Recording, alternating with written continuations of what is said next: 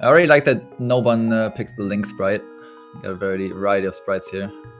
Let's see which one will prevail.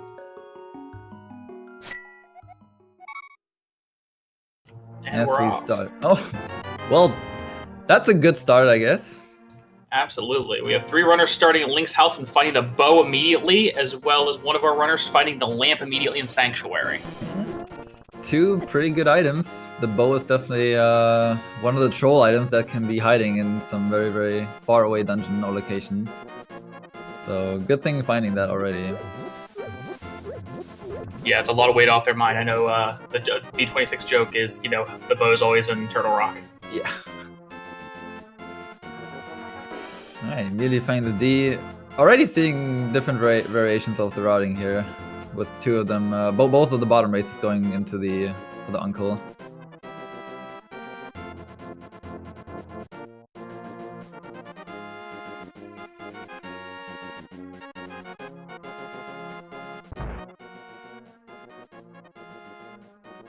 So another good thing about getting the bow very early is, I mean, we have not seen the crystal or pendant locations yet. We have the shovel and the lumberjack cave. That could be interesting. Yeah, that's an anxiety item. You never want to see a fetch quest up there.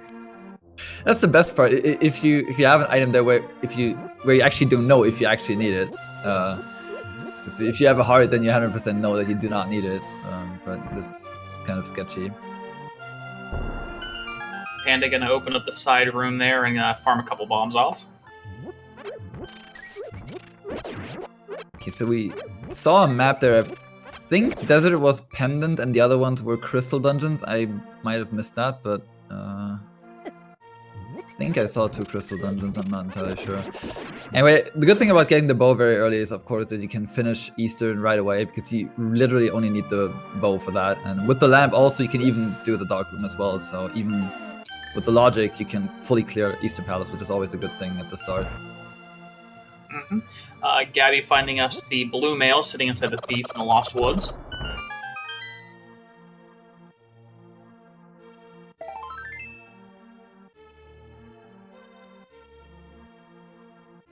Just a little bit of love inside the chicken coop.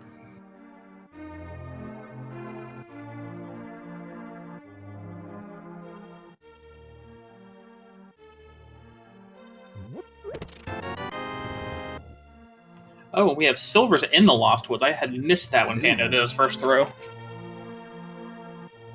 That's a pretty interesting combination, actually. I don't think I've ever seen both the bow and the silver arrows that early. I mean, silver arrows, as long as you don't have a weapon, silver arrows can basically deal with almost every enemy.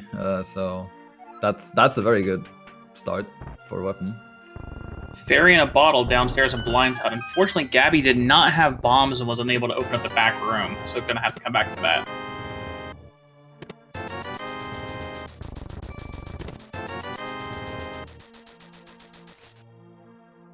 Yeah, it's always annoying if you don't have either the money or the bombs to open up, like to either buy the bombs or to open up the bomb spots in the locations. So it's interesting to see what they will do, if they will actually, as soon as they get the money, if they go immediately back, or if they just, leave it up for later.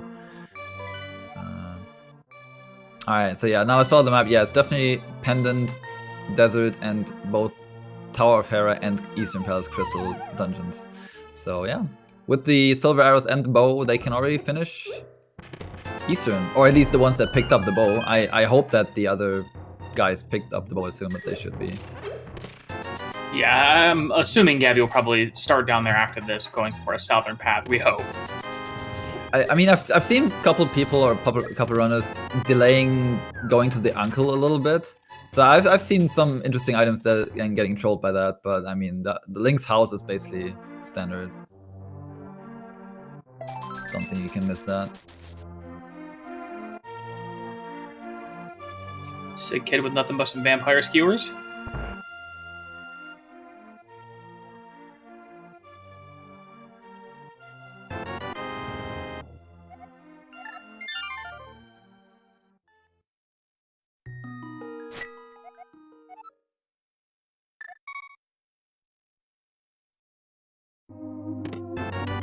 see where they will be heading after they're done with the Kakariko tour and everything around that.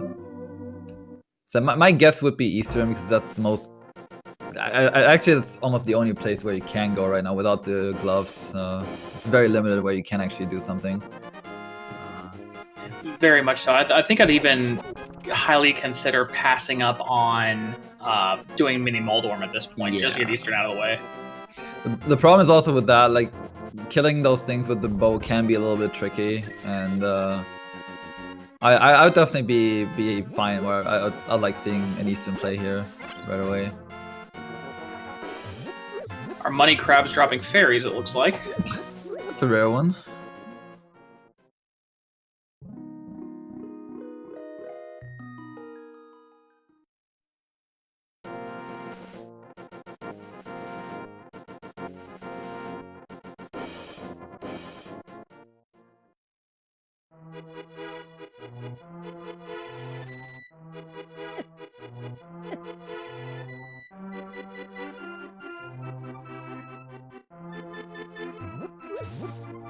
Yeah, there are the Silveros. So yeah, definitely interesting combination.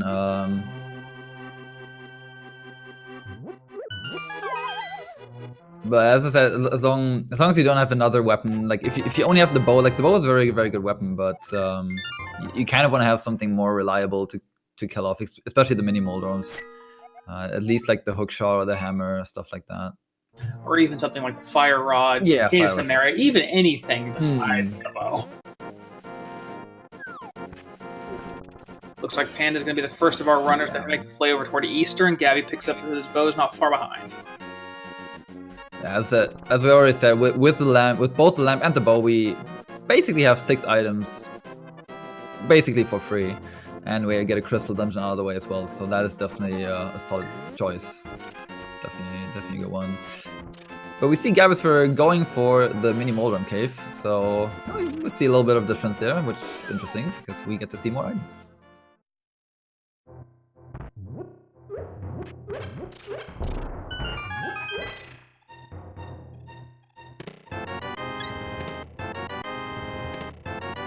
Ooh, Panda getting a sword out of the old man's hut. That is definitely a good find. Finding himself a small plastic toy in the back. But at least he can poke something with it. Yeah. Poking is sometimes better than shooting.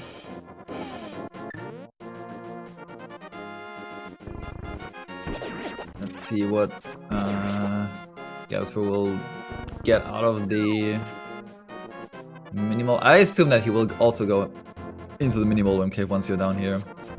Yeah, there's almost no reason not to. I mean, you already made the trip up. The caves have been a little bit disappointing in the latest version, I want to say. They used to be not that hype anymore, but yes, they still can have some pretty interesting items in there. Oh, and Kirby loses his friend, is unable to return him to the water. Dang.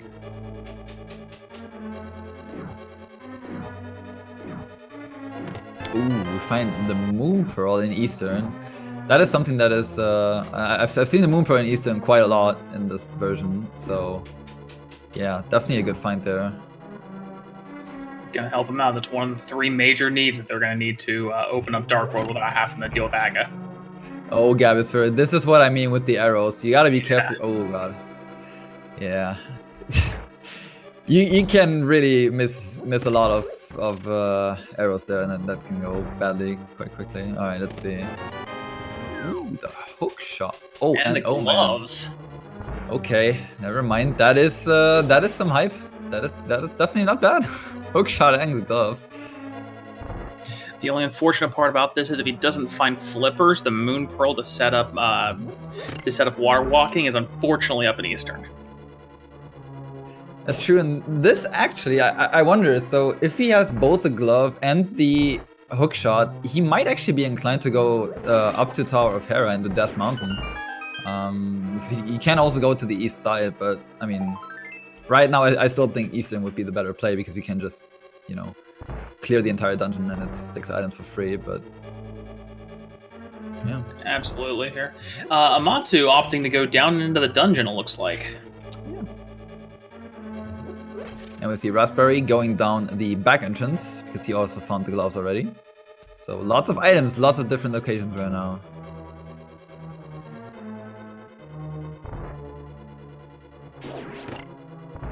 Meanwhile, Gabisver going into the Ice Rod Cave. Don't think Raspberry actually ended up going that far. And we got Titan's Powder? Wow. Dang, that is a good catch right there. Already, they are... If he gets the Moon Pearl, they already have Dark World access. That's a pretty damn early Dark World access, definitely. If he will eventually go Eastern, then he will find the Moon Pearl. So that is definitely, it's quite the open seed. Absolutely. I mean, if Raspberry were to right now instead of making the play up the Death Mountain, which is actually completely the right play to make here. Yeah. But thinking of it this way, one of our runners is going to get down there, get the Titans on a first trip up to Death Mountain, and be racking up a good 13 items roughly, plus all the knowledge of what Turtle Rock's going to be. Yeah, definitely. Well, the problem is, since he doesn't have the Moon Pearl, like, if he would go, I mean, he doesn't know that the Moon Pearl is in Eastern, but if he would have the Moon Pearl, he could do the entirety of Eastern Death Mountain as well. Oh, I'm sorry. Excuse me. Raspberry is a female. Then she would be able to do the entirety of the Dark World as well, because with the hookshot, she could also do like hookshot cave and all that. But yeah.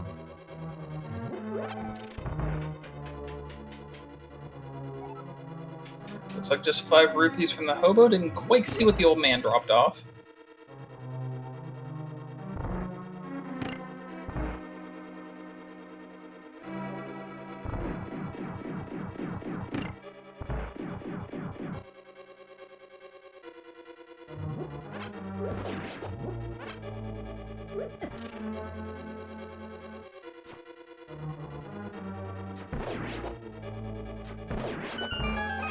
Amatsu had to do the dark chest and escape. I'm not sure if that has something. I think it might. I believe Amatsu picked up the map down toward the dungeon. I think... I mean, Amatsu does not have It might be a key. Yeah, the thing is, Amatsu does not have the glove yet, so naturally he would think, you know, okay, maybe I can find the key here to get into the back side of the entrance. Right. The back side of the exit. Meanwhile, Panda finishing up the Eastern Palace.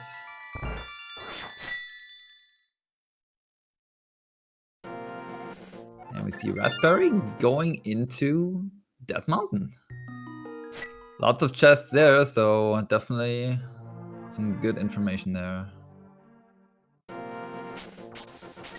The best so far.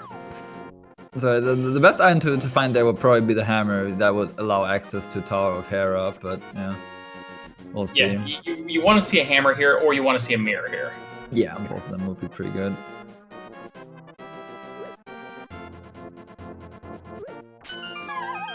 Ooh, the net.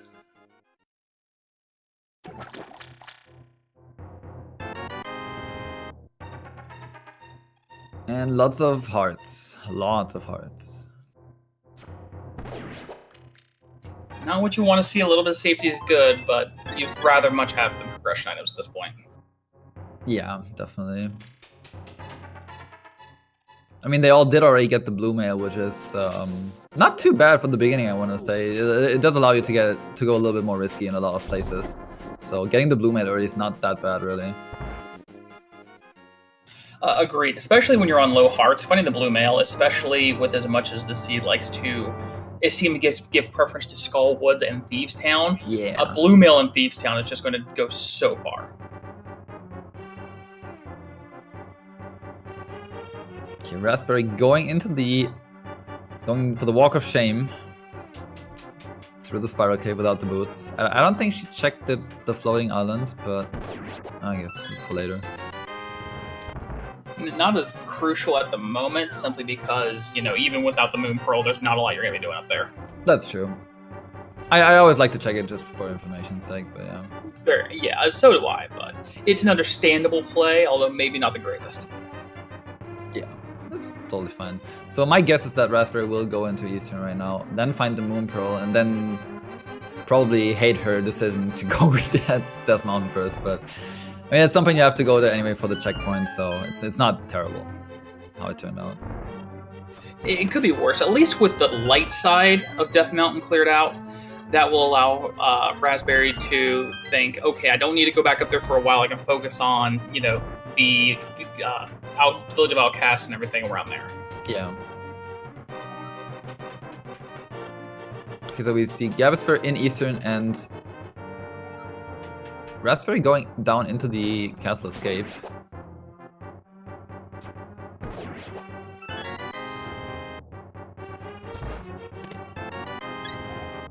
Good thing with the silver arrows, you can just take down the guard with one hit and not have to throw like all the pots.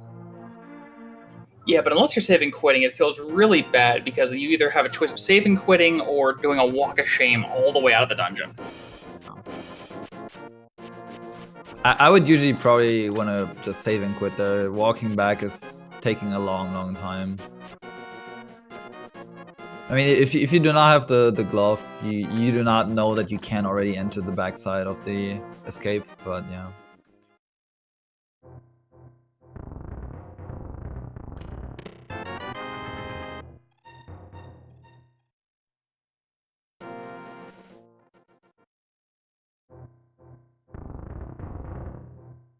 So it's interesting, we know that they can get Dark World access very quickly, but none of them actually has all the necessary ingredients for them, so they either have the Moon Pearl and the normal gloves or the Titan Mitts. We'll see what will happen once one of our races will get all the ingredients. Yeah, at this point, it's, you know, your normal. They're just about 15 minutes. They're a little over 15 minutes in here. They're just basically retracing over one another here. But the long story on this is we're going to end up with Titans, Moon Pearl, and Hookshot, as well as the bow. So we're going to see a play toward Village of Outcasts. And really, the big thing that we're looking for here is either access to Agnem, since they do have the bow, preferably the hammer, so they can just completely clear pod, or just something else, maybe the Fire Rod to clear out Skullwoods, depending on what is a crystal and what is a pendant. Yeah.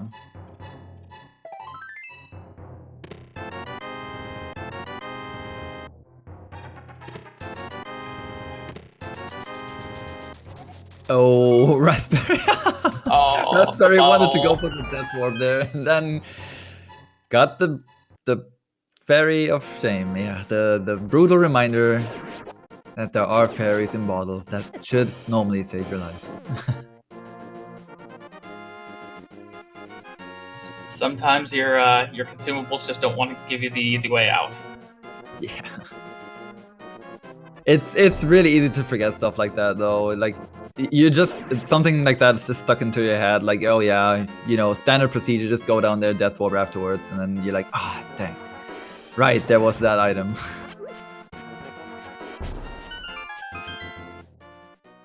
Alright, Gabby's finishing up Eastern. That's the first crystal over there. I think Gabs will probably go down the backside entrance now and find... No, never mind. He will not. Like usually, what I always like to do is immediately go down the backside of the exit, just because you can get 3 items immediately. But I mean, there are different approaches to that, and I think everything is feasible in some way. Oh yeah, right. He didn't do the uncle yet. Okay, that makes sense. That makes sense. We've got Panda dropping down, about to find the powder and mitts. We have Raspberry just finishing up and picking up from the dark side of escape, picking up the fighter shield.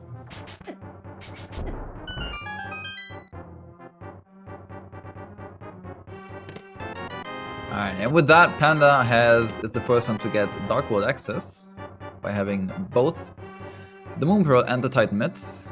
So he can go into Kakariko Village right now and enter through the portal right there.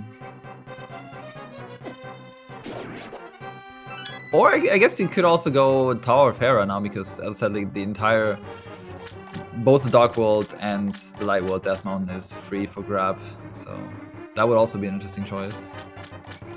I don't know if they have full access to Harry yet. They don't have a way to get back over to the light world. Yeah, no, not to Hera, but I mean, at least the hookshot cave, the everything's overworld. like that, yeah. Exactly. That's like a lot of chests. That's like 5 chests in the dark world with the hookshot. Well, actually more, 6. Yeah, it's a lot of chests, definitely.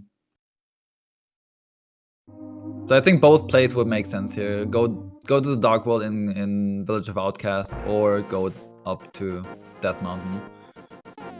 Really interesting seeing a lot of early escape and especially dungeon visits this early. I normally see a lot of people putting them off until they either have mirror or they're doing, depending on what 5 and 6 are, they want to do all of the center part of the map right there in one fell swoop. Yeah, definitely.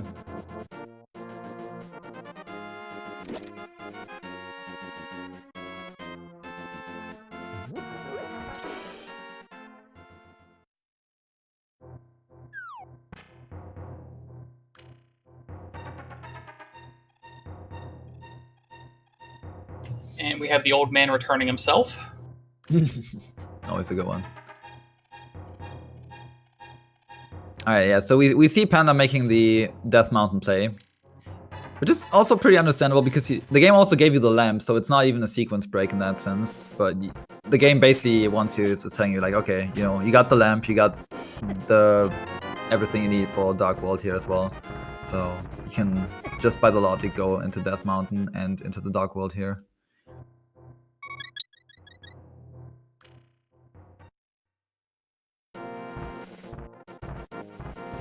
Gabby taking a good bit of damage there, grabbing the full heart. Gonna probably just bomb himself down. He will also get into a cruel awakening here very soon. Yep, and here it comes. Yep, here he comes. Facepalm in 3 seconds. Oops.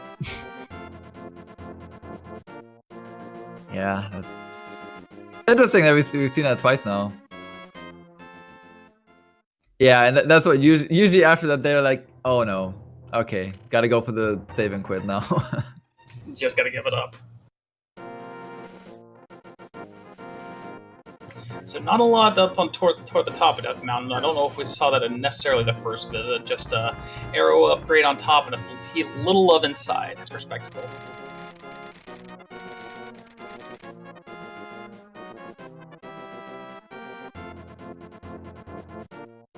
So yeah, since Panda does not have the mirror yet, he definitely wants to do the light world section first and then go into the dark world so that he can afterwards save and quit to wherever he wants to, probably then Thieves Town or Village of Outcasts.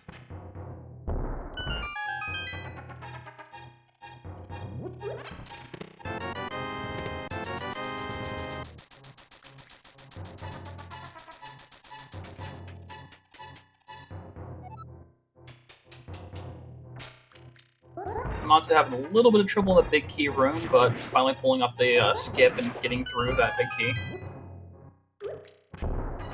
Yeah, that can be tricky sometimes, but yeah. They do have enough hearts and the blue mail to get through there safely, so...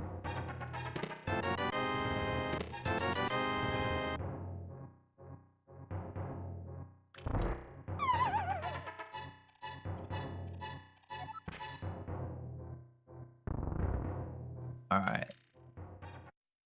So I wonder if Panda decides to go back up and do the spiral cave, or if he goes there. Okay, he goes back up again. That's understandable. Yeah, without the mirror, I think the right play here is to go up, get spiral, jump back down, then finally lift and try dark side. Yeah. You could also argue that you want to go there later if you have like the boots or the mirror or something. If you need something up there anyway. But if there is an item, if there is a vital item in there and you skip it, you will basically never find it until it's too late. So floating island is nothing but a little piece of heart.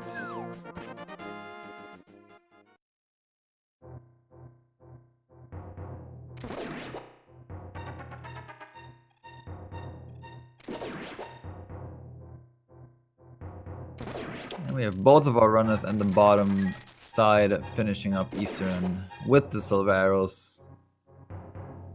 Getting rid of the armors very, very quickly and effectively. Pretty much synchronized on their duns here, so we're one crystal all around between all of our 4 runners between the 2 races.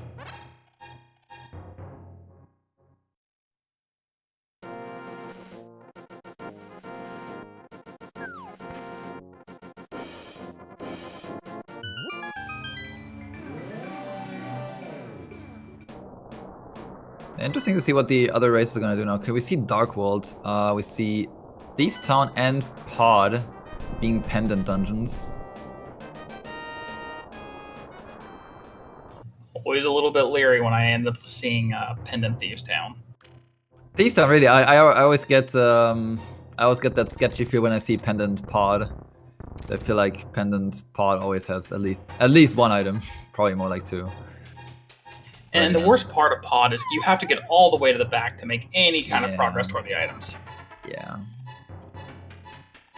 All right, we're going to first look at some new items here. We've got Super Bunny Chest coming in from Panda. Looks like Floof's headed over toward Village of Outcasts.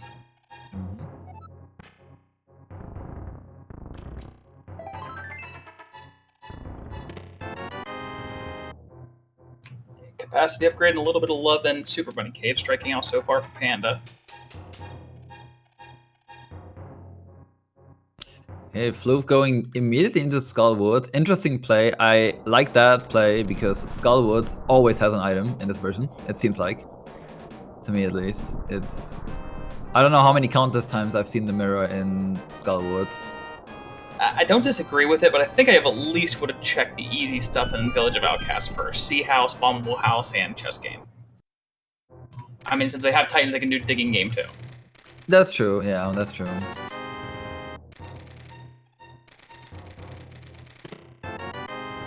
We have a Master Sword and Hookshot Cave. That's definitely a good find. Huh. Flippers in Flippers. That is definitely an interesting find.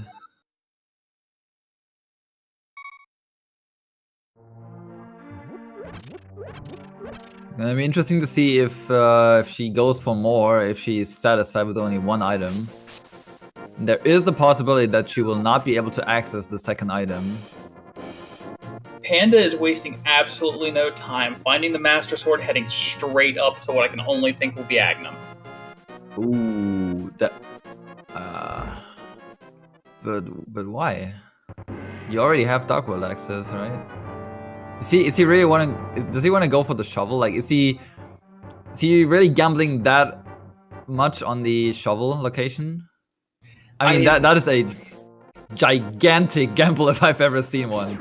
It's definitely it definitely takes a lot of fortitude to try to make a gamble that's going to be the shovel or the outside possibility that Hammer is in Pod or is on the ledge. But even then, we know that the Flippers are in Skullwoods, and you still have access to that side. Exactly. So the only reason you would ever, I can only imagine the reason being that you want to go for the shovel play. I would probably still I would at least wait until you have the boots, because without the boot you cannot even access the shovel. So definitely an interesting choice, but it's gonna be difficult for him to pay off. If it does, then he will have a pretty big lead though.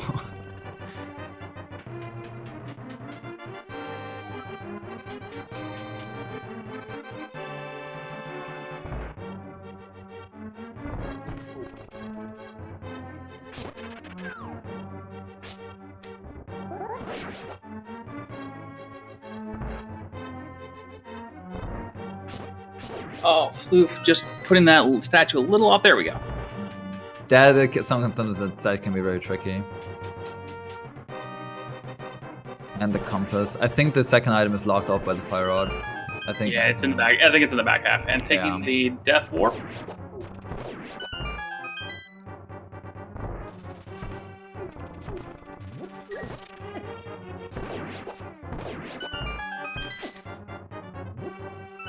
Panda, that is quite the bold play there. I mean, he even has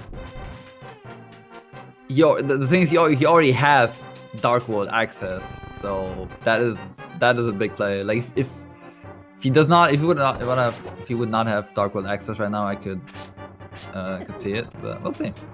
Interesting choice. I mean, and like you had mentioned, without the boots, you're not even getting the full value of the shovel here. That's a thing.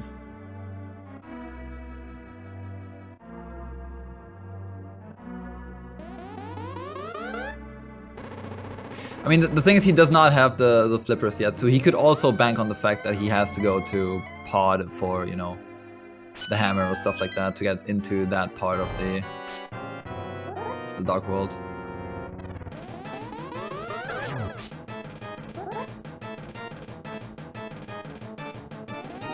Alright, we see Floof checking out Village of Outcasts right now. Let's see what we got there. Interesting, going to see if she will actually enter. I don't think she will enter. Never mind. She just opened it. Okay. I didn't say anything. Yeah, I'd at least dive in for the first 4, see what you come across. The only problem with that is once you do, never mind. That is a pretty big one. Pendant Dungeons strike again. Yep, V26. It's hammer time.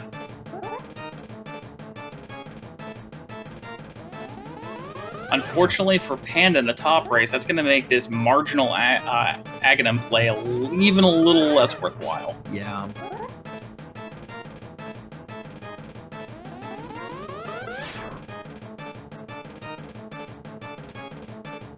So I was about to say that going into Thief Town without either the boots or the hammer is a pretty bold move as well, because this dungeon with the boots, this dungeon is like, it feels like 20 times faster. But yeah, I mean, finding the hammer, that is a very, very big find. That might put her ahead quite a bit. I wonder if she actually decides to finish the dungeon now that she got the hammer. Well, came out with what I think was 2 items in the front half of this, so... 2, yeah. No, it looks like heading out. Probably would have expected a Death Warp, but yeah. That's fine. Getting the first 4 chests is fairly quickly. Despite not having the boot. Yeah, now she's going for the Death Warp. She realized, okay, I have way too little hearts. Let's go replenish it. Just a bomb upgrade on the pyramid.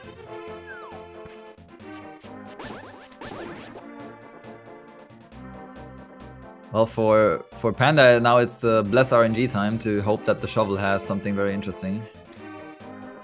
Fortunately, we won't know for a little while here until we actually manage to locate these boots. Exactly.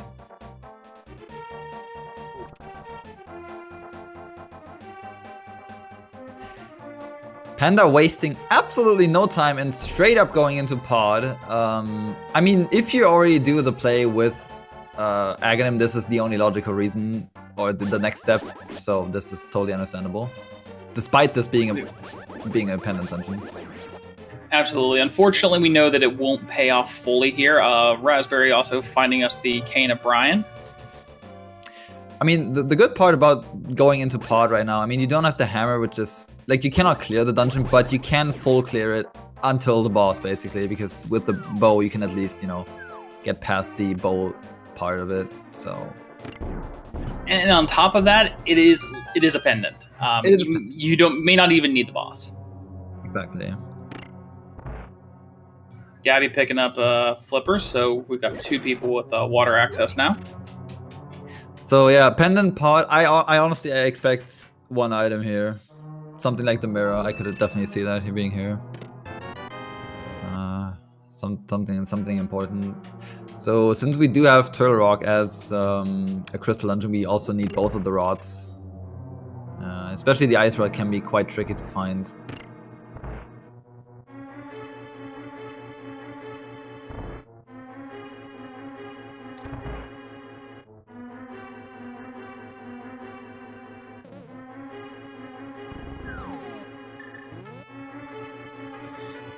Raspberry finding a piece of the Telltale Heart buried in the digging game. Oh, Panda finding the big key just to mock him. That's always a bad sign if the game gives you the big key at the start when you're absolutely not want to kill the boss right now. And whenever you're in go mode, the big key is in the last possible chest. Murphy's go mode. Yeah. Alright, Floof definitely making that hammer to use immediately by going into the hammer packs. Checking out that. Oh, Gabis. I don't know. Yeah, pretty sure that was not intended. No, that wasn't intended. I don't think that was intentional.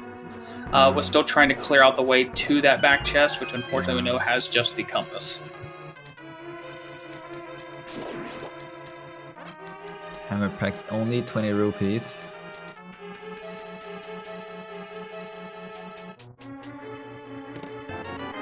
But yeah, see Panda finding a lot of keys so far.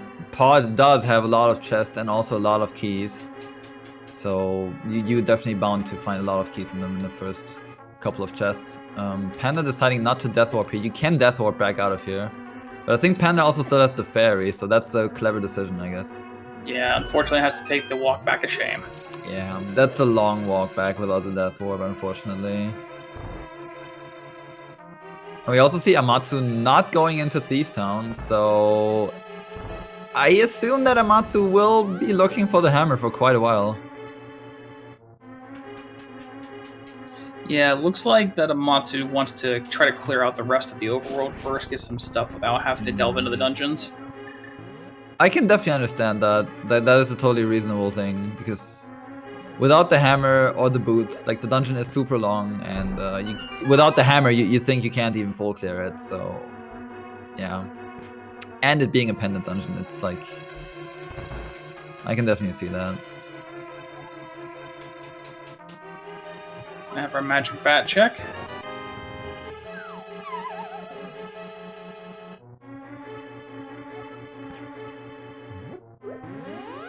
Curse to hold more money. Ooh. Oh, it's gotta be Kane. Gotta be the cane. That is a good find. That is something that probably everyone will find eventually, though, because it's like that hype cave is pretty common place to go to. But yeah, definitely a good find there. Got an empty bottle up on Hilly Island. Don't know if we checked it earlier when we had 1 or 2 people actually go up and visit the hobo. I'm not sure if we had the hobo, actually. I don't think we did. I don't think anyone did the fake flipper thing. So I don't think anyone got to the hobo yet. I don't think Gabis went to the hobo. Maybe I thought it was 5 rupees. Maybe it was. Okay. Okay, you're right. You're absolutely right. Don't know who did it, but somebody did. And we have Quack found inside a mod. That could be interesting. I mean, we have both Turtle Rock and Misery Mire open as crystal dungeons, so the medallion's definitely gonna be important. So if we do find... Oh! See? This is what I'm talking about! Yeah. This is what I'm talking about. The mirror in Pod. It's not even a surprise to me. Well, that is going to be quite... That'll be a nice time saver that may make up for the time that was burned getting through Agnum, but it's gonna take some more. That's true, yeah. I totally missed the waterfall cave from Floof now, but I believe it was just a piece of heart and some bomb upgrades. No.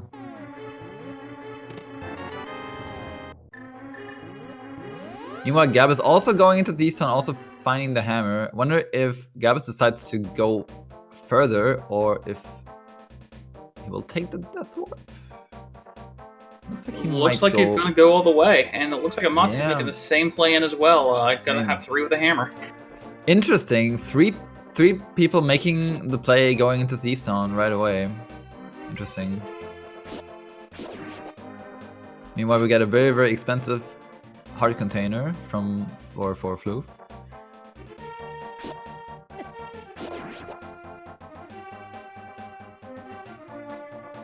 So the only thing that's really, really fortunate for Panda right now is that finding the mirror right there, he can go up to Catfish and immediately go to Zora from there on. Unfortunately, he does not have the flippers yet, but getting those 2 done at the same time is also a good deal. Well, if the Zora actually had something, it would be a good deal, but... Yeah, I mean, if you don't know what's there, that's a good choice, right?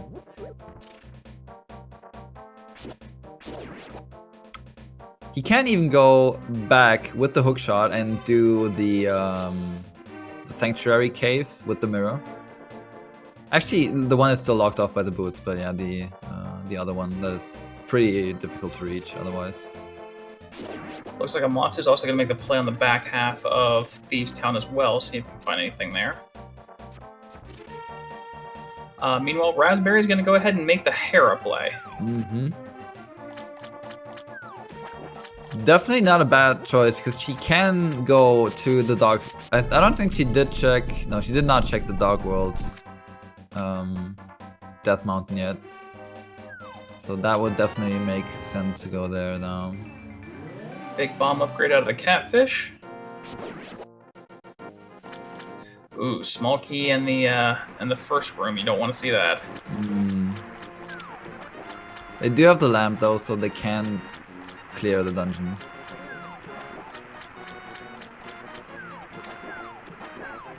Yep, basement time it is.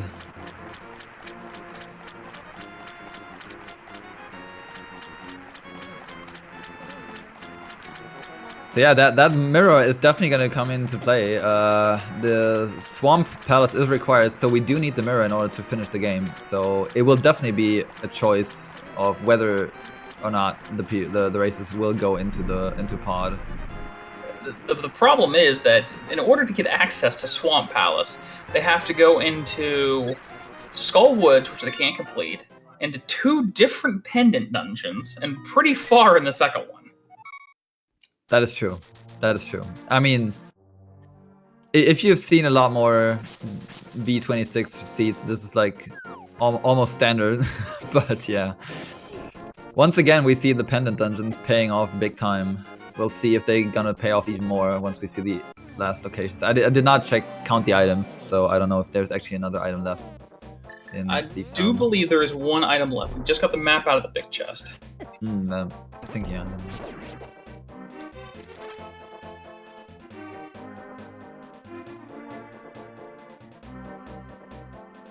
Alright, so luckily for blind, it does not matter how strong your sword is, you always will need 9 hits in total.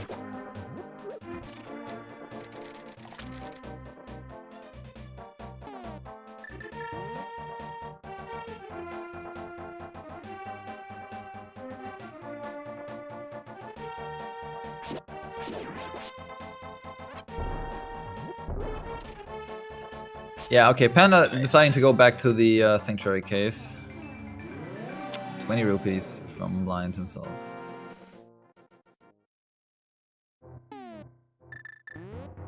Not what you want to see, but you have a pendant just in the scenario that this may be a pedestal scene. You have the slight chance of that. Especially when the ice rod's into consideration.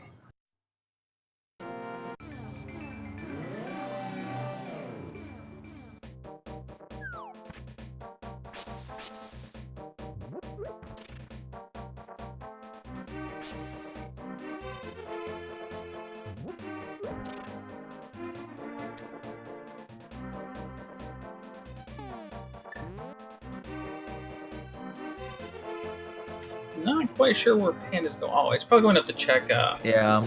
Bumper. Checking Bumper Cave. Bumper Cave is always a pretty nasty location. If you miss it, that's an item that you will probably never see again. It's a little bit out of the way, so I can definitely see that. And he's probably going to go into into Village of Outcasts now. Or he might actually go into. Okay, he's doing the Skullwoods play.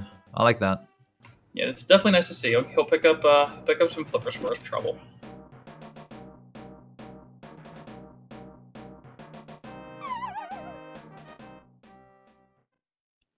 I mean, at the point when he finds the flippers, he has to realize also that his Ganon play might backfire on him. Yeah, that will definitely be a little bit of a frustration moment there when he sees that, because that completely nullifies Agnum outside of giving him a little bit of a convenience in case you have to do Fat Fairy, or the shovel doesn't end up paying off. Raspberry took 1 fall to Troll Dorm. Looks like a decent clean fight. Almost going down the middle, but cleans it up. Good second fight, definitely. And we have another sword upgrade. Ooh, that's interesting. So that's Master for Raspberry, as Raspberry has not been over to Hookshot Cave to pick up what will now be her Tempered Sword. But I'm very, very sure that she will pick that up in just a moment.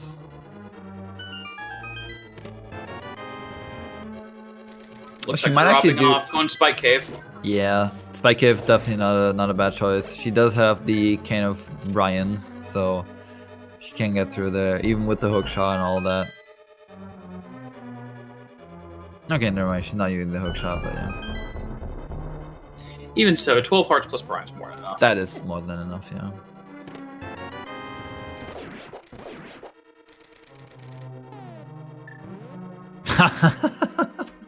Interesting fight in the Spike Cave. That's not supposed to be. They're supposed to be the other one. Yes, exactly. That's not how it's supposed to be. Okay, strange. I don't think at this point she does not need the cave anymore. We know that the bumper cave is not needed, so that's just a funny little side story. So Raspberry headed over now to Eastside Death Mountain is going to be rewarded with not a lot, with the exception of a Tempered Sword, which is going to be pretty nice from here on out through the rest of the sea. Yeah, the jump from Master Sword to Tempered is definitely a pretty important one, especially also for Ganon. Having Tempered over Master Sword is a pretty big deal. Yeah, it'll be a nice lead for the moment. The unfortunate part being the Tower of Hera being a crystal, you do know that all of your opponents are going to find that one at some point. So you know that everyone's going to have at least Tempered and was not going to have to worry about Master Sword strats here. Mm-hmm.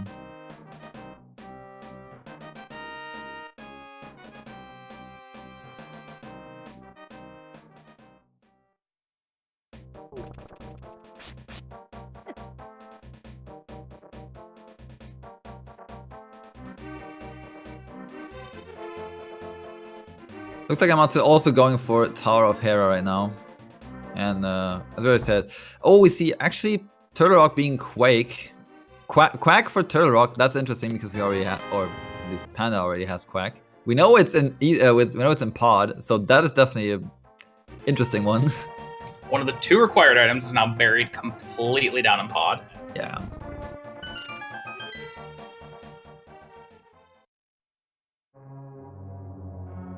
Alright, interesting. Panda going to find the hammer in Thieves Town here as well. Well, at this point, if you're Panda, you've already cleared out Pod, you've looked through Skull Woods. I mean, your only other plays at this point is like Tower of Hera, because you don't have access to anything else at this point. Yeah.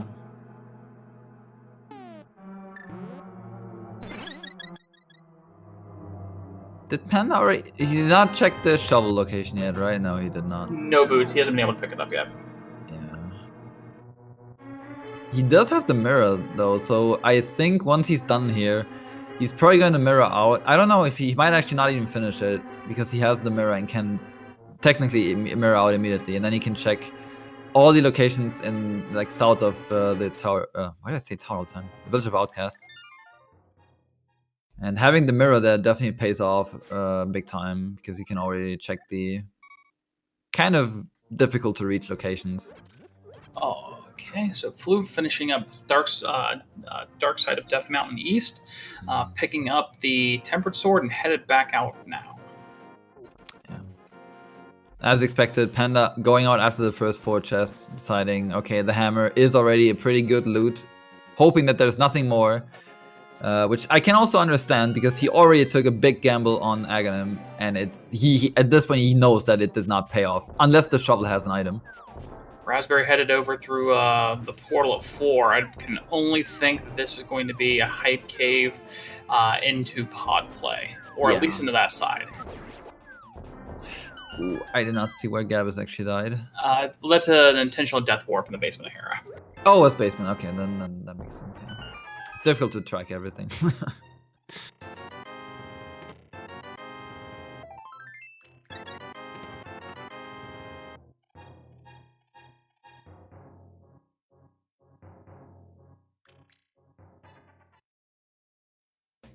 It's interesting that Panda is not picking up the frog for the blacksmith. I mean, he has the mirror, so he can immediately... Well, I guess he wants to do the digging game first. Actually, yeah, that makes sense. You can't do the digging game sense. without somebody following you. That makes sense, yeah.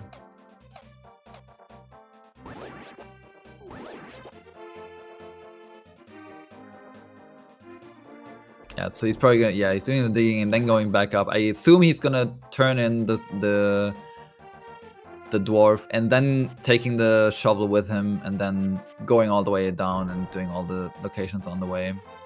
He'd be able to, if he was able to get the shovel, he'd definitely be able to pick it up along here. But at least he'll be able to do blacksmith's hammer pegs, magic bat, grab the chest now that he has the mirror, and come down and check everything, and probably head straight to the swamp.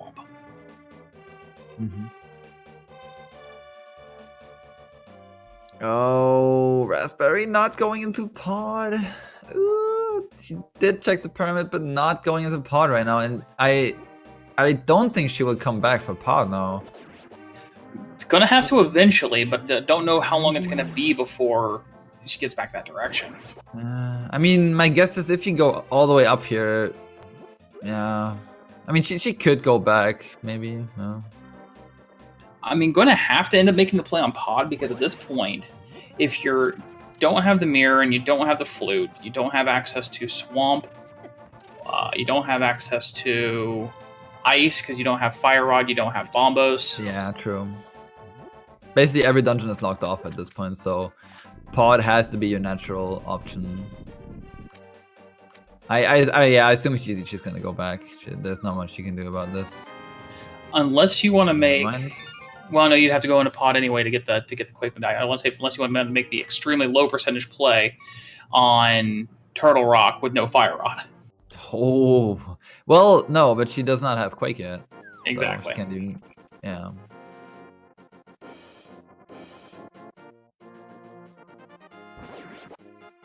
You always see Gab is also getting trolled by Trolldorm. That's a couple of victories for Troll. Oh, no, falling down the middle hole. That is bad. Falling down the middle hole hurts twice as bad. Let's see how Amatsu is going to deal. All of them are doing it with the hammer. You could also charge up the Master Sword, which is basically also a tempered hit, but yeah, it's difficult. The hammer is so weird to aim because it has like a very, very low reach. But good fight from Amatsu. Yeah, good Amatsu cleaning up there. It's got such a really weird up and down hitbox. The sides to sides aren't bad, but the up and down is just really awkward.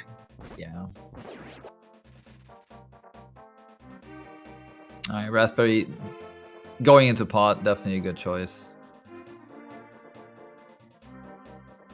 Gonna definitely be rewarded here. It's gonna be a nice little cleanup, and probably not sure if I'm gonna do any more Overworld cleanup, figuring that she's done most of that to start with, or we're gonna head straight into Swamp, which is basically where it's forcing us into. Alright, no, Panda! You got the shovel! Oh wait, no, he does not have the shovel, right? He needs the boots. Oh, I'm stupid, never mind. He only cleared the shovel. Never mind. I got excited for no reason. I know. I want him to cash in that shovel, and I want it to be something good. Yes, of course. Yeah, I mean, unfortunately, coming up again, taking a hard time with Trolldorm here. I believe this is about the third or fourth round. Creating fake hype. I got so excited about that.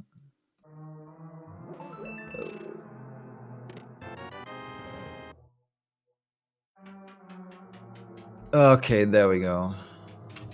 Taking no chances that last time. Just going to play with the sword out so you can't fall off as long as you're pushing away from the ledge. Oh, Amatsu also going for Aghanim. Ooh, especially after you have the hammer. I don't know if I agree with this. Yeah, I mean, if it was a low percentage play before you had the hammer, after you have a hammer, you're taking a miracle here. Yeah, I mean, you do have the hammer already, so you can access every part of the Dark World. That is very, very interesting. I mean, at this point, I don't know if he actually checked the lumberjack. I assume he did check the lumberjack cave, but you know, playing devil's advocate for a second though, I do understand the play from Amatsu. You're in a group, you're down 0-2, and you're up against Raspberry, who's 2-0. You know, if you're gonna win, you're gonna need a play, and if you're gonna take a play, this is one that if it has something and your opponent doesn't make it, they're not gonna check this for probably a good 80 or 90 minutes. Yeah, that's a good point. But yeah, Space Cowboy also making a good point. Since Desert is a pendant dungeon, it's not even guaranteed that they're gonna find the boots. You know, the boots could be in Ganon's tower. No one's gonna guarantee you that they will find the boots very soon, and we haven't seen them anywhere.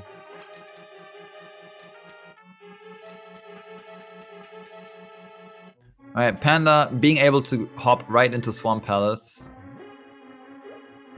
At this point, it's almost guaranteed that there has to be something inside of Swamp, I believe. Pretty much. I'm at this point with the dungeons they have to find a fire rod or bombos or the flute. Yeah.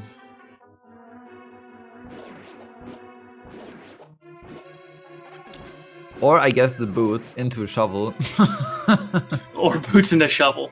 Finding that if they only find the boots, though, that would actually be a really not a good thing for Panda and Amatsu, because it almost at that point forces you in to the Aga play for the shovel.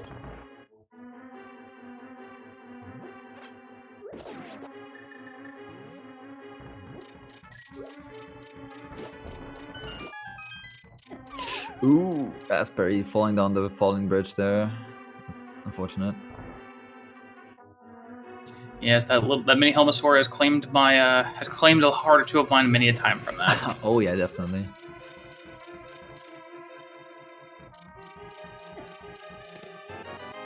Alright, we're gonna see Raspberry picking up the mirror here very soon, and wonder if she will actually.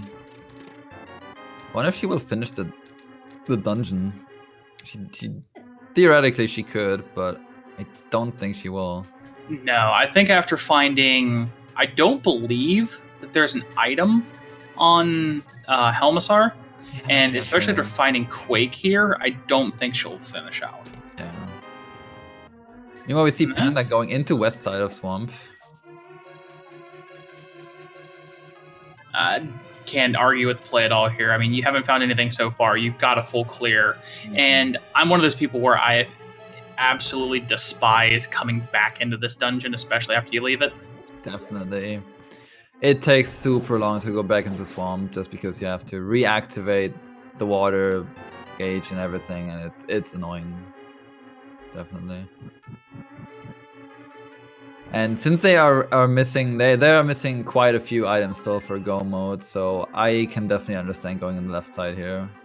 Like if you would only have like one item missing, I would probably say okay, you could go for the play and skip it, but yeah. Raspberry doing some item math, quickly finding out there's nothing else left and exiting out. Meanwhile, Gabby also in there going to make a play and see what they can find, picking up eventually their mirror and Quake Medallion as well. Raspberry will heading straight into Swamp, it looks like as well. Mm-hmm. Yeah, that makes sense. I mean, Swamp is a crystal dungeon. You have a lot of items in there.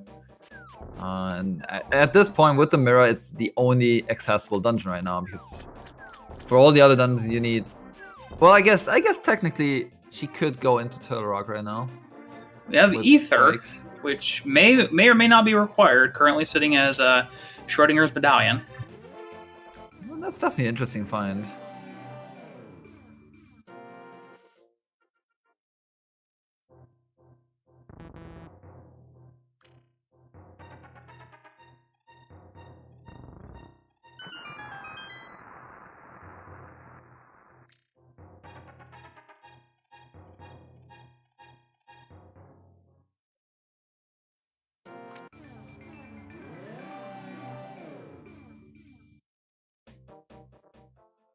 Amatsu cleaning up Aga 1, going to be rewarded with a 5 bomb upgrade.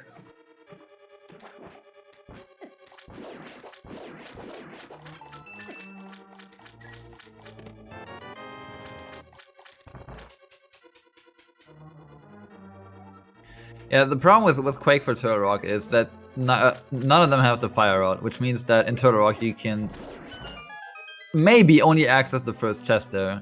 If it's a small key, you can potentially go on. I've had the fire rod in Turtle Rock before, and let me tell you, it's not a good experience. It's not.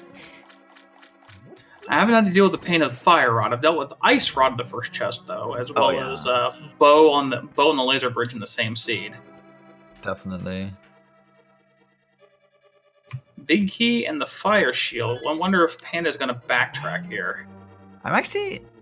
I don't know. I mean, if you already do left side for full clearing... I mean, from that point, the way back to the big chest is not that great.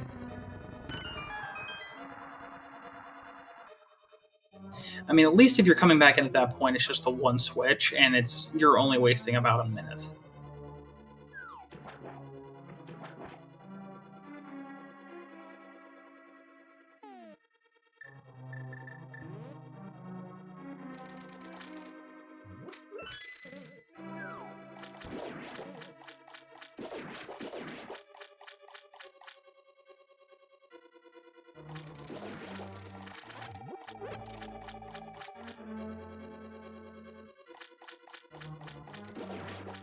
Alright, since Panda only has a Master Sword, he has to take 2 slashes for each the mini clouds. Yeah, not one to do the DLC menu boss here and just keep switching back and forth between the hammer. It looks like.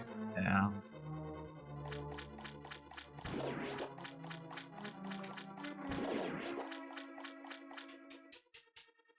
Wonder if he will go. Yeah, he will go for the Sniperino. Let's see if he gets it. Ah, just barely missed it.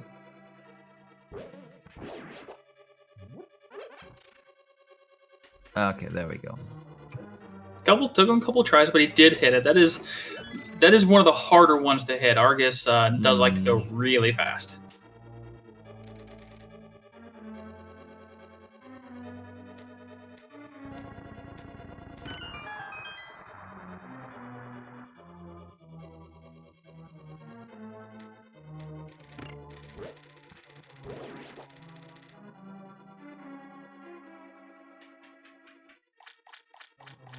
Yeah, Panda going back. I think he was hoping that the big chest could have the compass, but he did find it there, so he knows that there's another item in there. Yeah, he knows there's definitely something there, and you don't want. And more importantly, not having found another item that's going to allow him to progress, he knows there's pretty much got to be something in there. Oh, yeah, true. We haven't found anything in Swamp yet except Ether, which is not really helpful at this point. So this is our moment of truth right here. What is in the big chest? Please tell me it's boots. Be boots. Be boots. It's a heart container. It's a heart container. Well, I guess that leaves only a couple of overworld locations. I don't know if has anyone been down to Agna. I don't think anyone's passed down toward the desert yet. That's true. That's true. I don't think anyone's been there, no. I mean, to be fair, why would you ever go there if you do not... If you don't have any business down there? It's like so off. It takes so long to get there, and it's only one chest, which is really inaccessible.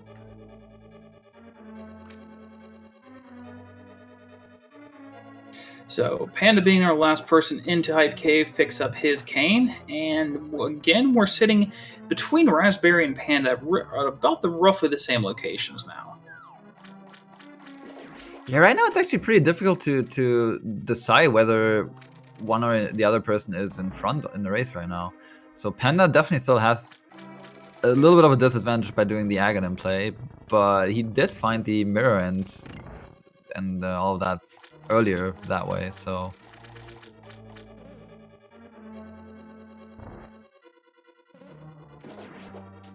On the bottom race, Raspberry definitely has a bit of an advantage just because she already went... Well, she's doing Swarm right now.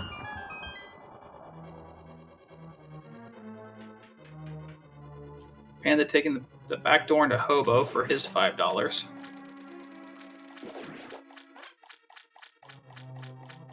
When even the Hobo gives you the money, you know you're in a bad shape.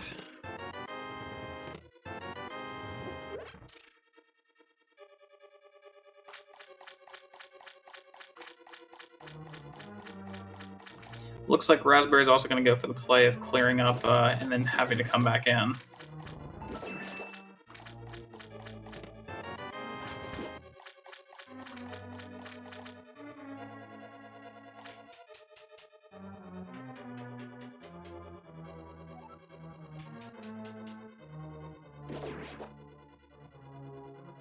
Panda choosing to pick up his bottle. I don't know if he's checked this. He might just be picking it up blind. I think they all found a bottle with the fairy very early on. I'm not sure if anyone in the waterfall cave yet. Yeah, waterfall cave is a piece right. of heart and a capacity upgrade. Yeah, right. Okay, Raspberry having a lot easier time with Argus here, just because she does have the tempered sword, which kills the little things with one hit. That's definitely a huge time advantage. It really is. There's just so much that dies in one hit to the temper, that dies in 2 to the master sword, that all the little, half a second here and half a second there just adds up so much.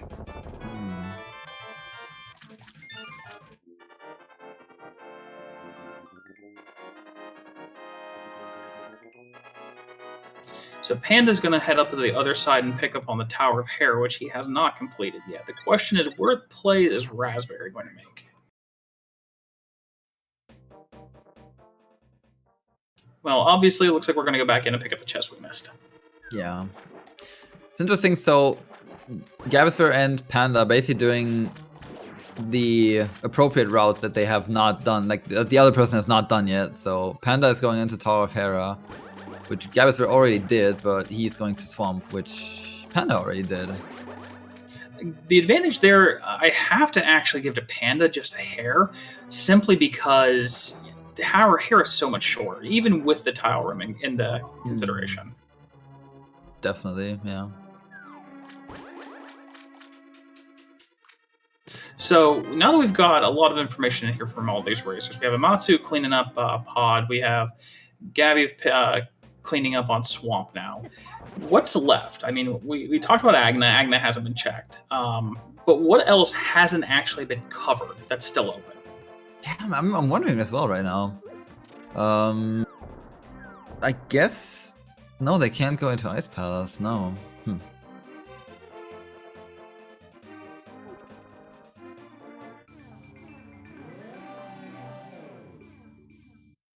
I think it has to be Agna. I'm not thinking of any. I'm thinking of everything else that's been checked. I mean, everything up on Death Mountain's been checked.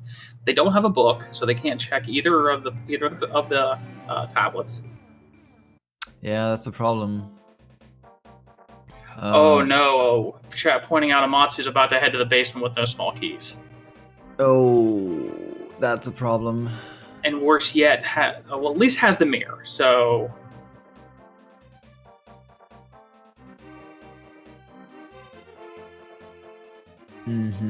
Yeah, buddy. Yeah, there's no small key there. Oh, I'm not sure where he forgot the small key. He might not have went down to the basement yet. I mean, he did everything in the top part by finding the mirror and Quake. So I think he's missing the bottom. Yeah, I think he's missing the bottom floor one there. Yeah. Looks like Raspberry is going to take one of the play we hadn't quite thought of and is going to return the lunchbox.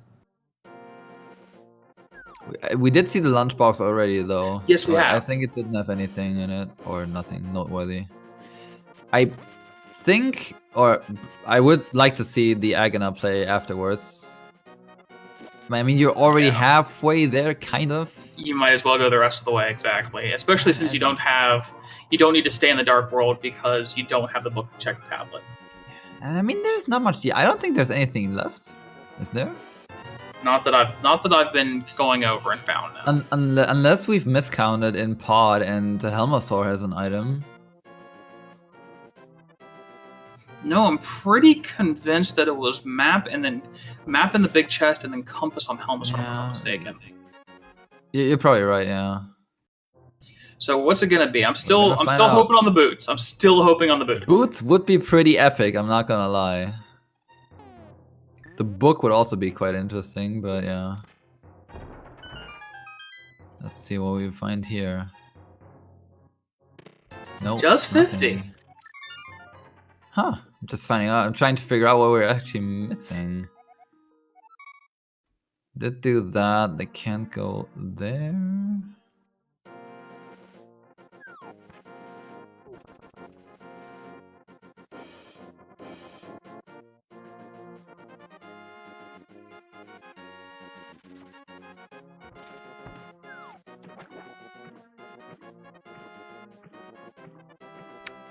Raspberryfloof going for the hobo. Oh, never mind. Hope you're not trying to get into Ice Palace, because you're not gonna get far. Yeah, I'm not quite sure. We're gonna head here. Did Raspberry maybe skip the Ice Cave initially? Oh yeah, that could be a thing, yeah. Don't think the Ice Cave had anything, though. Alright, we're gonna see Amatsu fighting the boss, fighting Helmasaur right now. We're also gonna find out if, like... I don't know, I mean, why would you kill the boss if you know it does not have an item anymore? I mean, you could in hope for a pedestal seed, I guess. You could, because they do have access to 2 of them. We do have a Helmasaur kill from Amatsu at this point.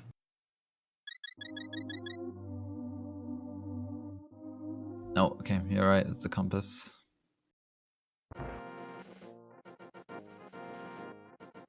Yeah, at this point, I think it's got to be the first chest in Turtle Rock. It has to be Turtle Rock. Yeah, thinking the same. It has to be Turtle Rock. So we're probably looking at minimum a 1-dip Turtle Rock. Yeah, probably. And if it's actually just the first chest, something like Flute in first chest or Boots in first chest, oh, I don't want to think of how evil that would be. Boots in first chest for required Agnem at an hour in, leading to at least a double and possibly a triple dip Turtle Rock. Yeah, that would be maximum troll, really. But at this point, I mean, we know that there's nothing in. Oh, I think, yeah. Yeah, Raspberry does not want to do that. We're going to clear out these first. Yeah, not blaming her at all. I would also do the same thing, really. I don't think any one of our races is going to go on their own free will into Turtle Rock without having checked every other location. I think if Raspberry realized something she may have missed, Panda going to check Agna for 50 rupees.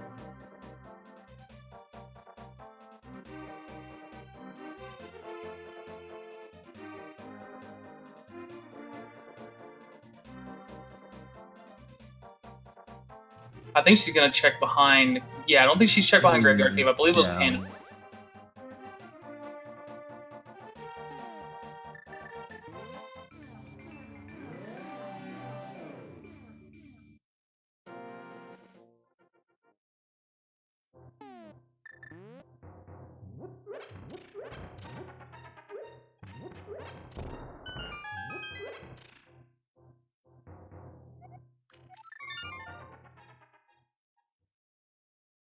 Looks like Gabby is also not going to go ahead and double back for that large chest. You know, I really think that if it wasn't for that glitch staircase, a lot of people would be much more willing to go back and check that. I mean, you can bypass that glitched staircase by just going left and then going down. Then that way you do not go back down again. But it is a little bit tricky. Yeah, Raspberry's had it. We're heading up Death Mountain, where I think we're going to Turtle Rock. Interesting play though. Like this, she actually decided to not. Did she go these? Yeah, she definitely did. Death World, Dark World. I always skip the words. Dark World, Death Mountain. All right, going for the play here, going into Turtle Rock without having finished Thieves Town. So definitely a bold and wise choice. Panda's heading back up toward Village of Outcasts. I've got to think that he's going to make the Thieves Town play first. Yeah. Probably. As I said, I can't blame him.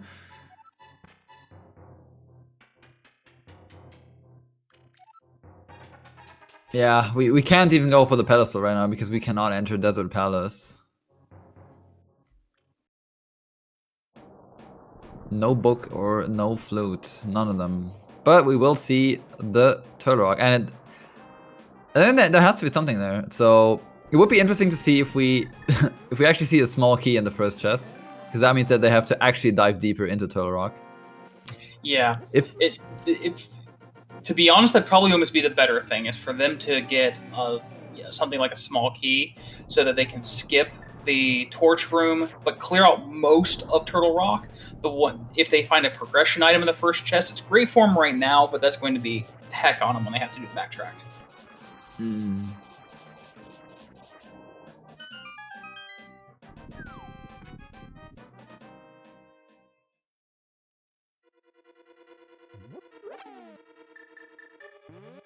So let's see, what's the ultimate troll we can come up with here at the moment? How about... Probably boots. Like for Yeah, it's boots. Raspberryfloof would be the boots, really. So boots in first chest, and then shovel leads to book.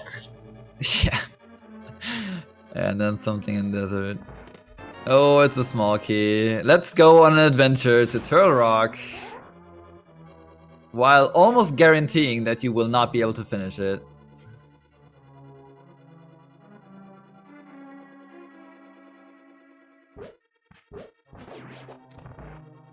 It's so awkward to go into Turtle Rock without any of the rods, really. It's just it just doesn't feel correct.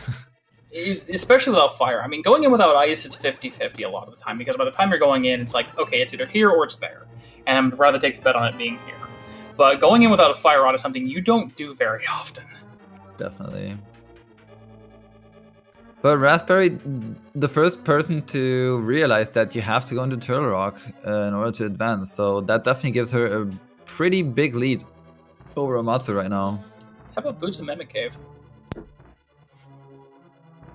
Boots and Mimic, that would also be a good one. They could potentially get to Mimic Cave, yeah. No, they definitely can get to Mimic Cave.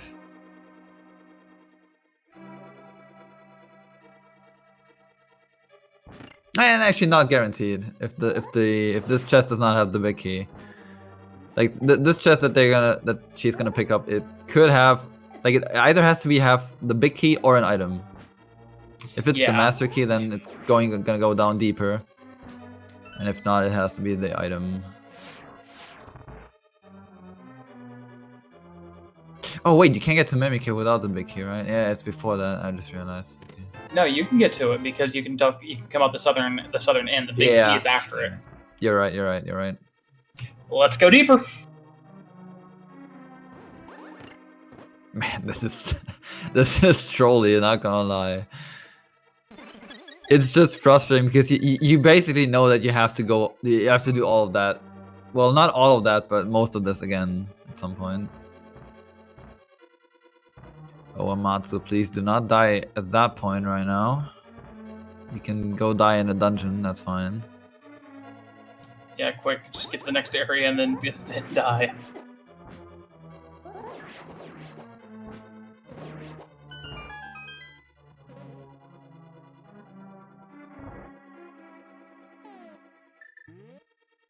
This could go laser bridge, definitely.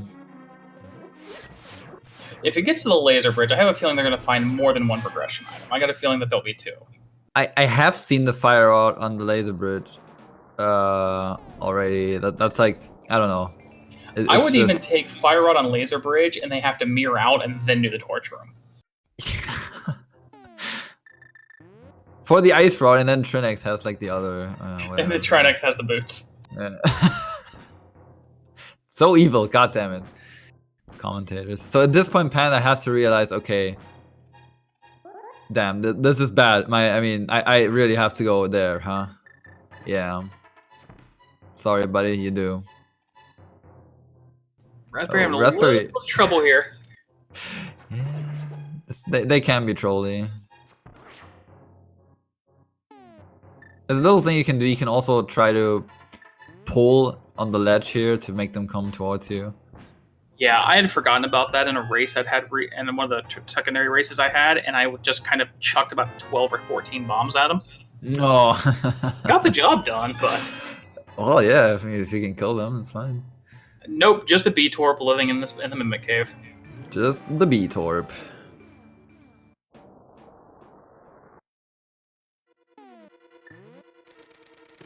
And the small key. Here we go. Laser bridge. Let's do this.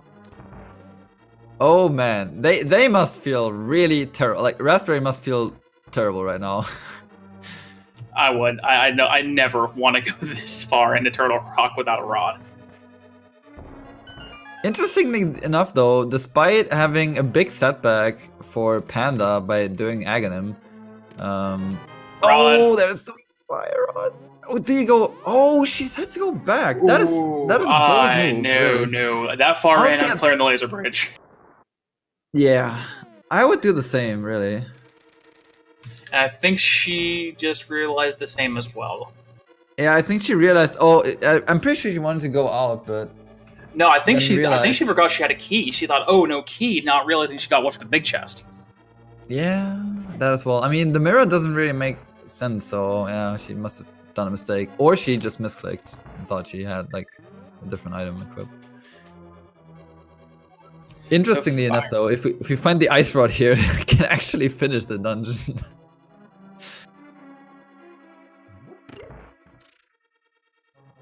It wouldn't be that bad either now that at least Raspberry has tempered, so Trinex isn't going to take a year. Uh-oh, Raspberry, where are you going? Oh, I can. One of the magic free fill. That makes sense. Because you're going to have to cape across the bridge. Yeah, right. So still no boots. No boots is bad signs for Panda.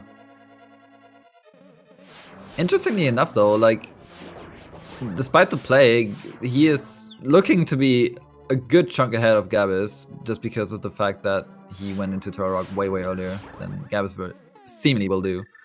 Yeah, he went that really early dip into pod has really made a difference for Panda. It's made up everything that he lost for Agnem. Amatsu, on the other hand, still just cleaning up Swamp House a little bit behind.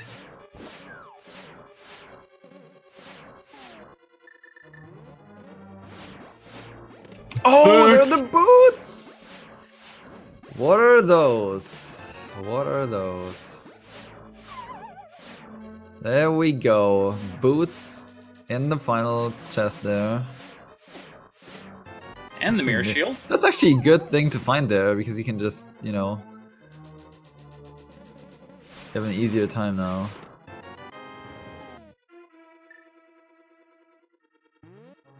Alright, I think Panda's gonna be very happy finding those boots, because he can finally find out if his play was worth it. There could still be some interesting stuff beneath the shovel spot. Absolutely, this could still be pedestal. We don't have a book to check, but with our pendants being what, Thieves Town, Pod, and Desert Palace, we could have flute on there. We could have ice rod on there. Interestingly enough, though, Raspberry does not. Oh well, I mean, okay, she can't really go right to Skull Woods is where she's going. Yeah, the problem is with Raspberry that she cannot get to the entrance because the mirror is only going to take her to the second exit. So, I mean, otherwise, I think she wanted to check the 2 chests at the start of Turtle Rock. That's why she used the mirror, I guess. Yeah. But yeah, you can't get there because she used the other exit, and I think that's what she realized there.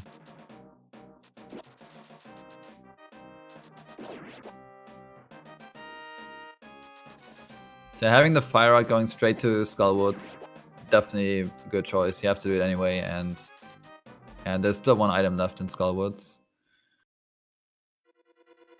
Let it be Moth and let it be the book.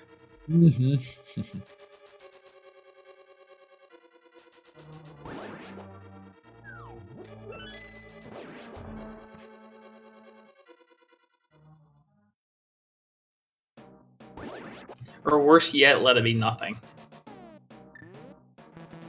Oh. Ooh, not enough magic. That's a bad sign. If only you had the shovel. Oh, this could be... I'm actually not sure which of the... Well, I mean, she could just kill normal enemies and hope for a magic pot. I don't think any of these pots have magic in them. Not that I'm aware of. The only pots that I think may have magic down here, unless I'm mistaken, is I think 1 or 2 of them, if you drop down to where your vanilla is supposed to go. Or there's 1. Yeah, stuff like that I just never know. If I would be in that situation, I would just pick up every pot because I don't know where magic would be.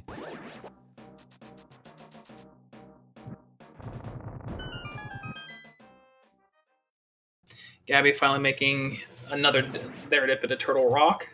Panda coming in after doing Mimic Cave to get another key.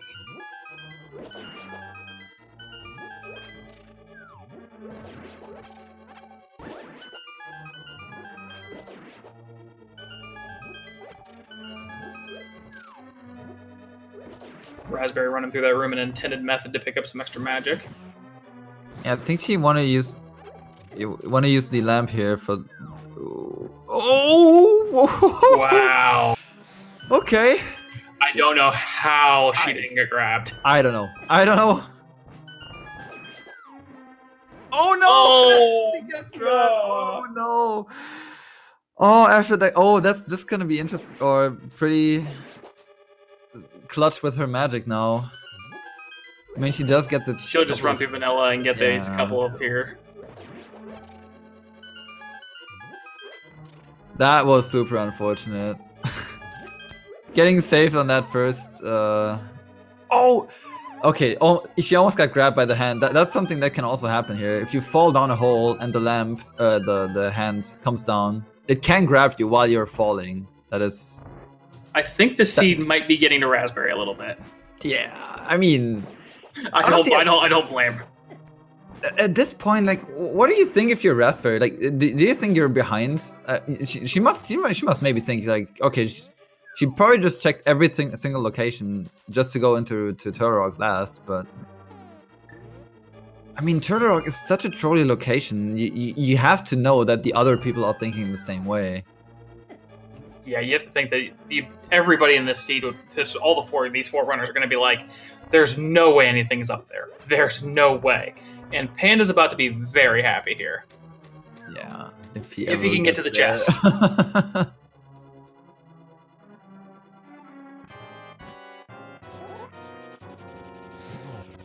Alright, let's see how trolly Mothula is for Raspberry. Oh this no, boss Panda. is so bad. Okay, good fight for Raspberry. What has Panda done? Panda went out. Okay, now here's the thing. He didn't take the last exit, so he mirrored and went back out. And I think he was going to go for the play that Raspberry went for. He's going to try to get a little bit of magic under him and go clear out those first two chests. Yeah. I mean, there's a big magic pod right before the platform for the torches, so he is fine on magic. Actually, he needs another platform though. There should be another magic though before that. Yeah, there's a partial right there that he just passed up. Yeah, I was about to say, like, on the top right there, right? There was something. Or he could have took the long way around, and if you take the long way around and you take the second pipe from the vanilla big key location, there's a full magic when it spits you back into the other room. Oh, Panda, you're gonna get a bad realization very soon. I don't think he realized that he does not have magic.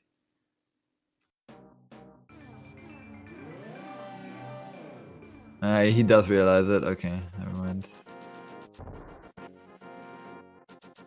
Oh no! You're saving. That's unfortunate. That is unfortunate. And we have a flute. Okay, I completely missed where the flute was. Where was it? It was in the no, it wasn't the Mothula. It was in the downstairs chest. Ah, I see. Okay. Okay. As I said though, typical Skullwoods version 26. 2 items in it. 2 items and 2 visits. Yeah, it's... I don't know. It became so predictable. So we're good to go as long as Myers not Bombos. Yeah. Bombos for Misery Mire would be miserable, to say the least. Alright. Panda, on the other hand, making his way straight to the boots locations. Yep, checking out King's Tomb. He's going to go probably check out the other half of Flanctuary and go straight up to get his shovel. Oh, yeah. You've been waiting on that, pal, for the entire seed. Go get it. Go get that ice rod from the shovel digging spot. Oh, I didn't see it. It was very... I didn't see it. That was very pixelated. I couldn't see that.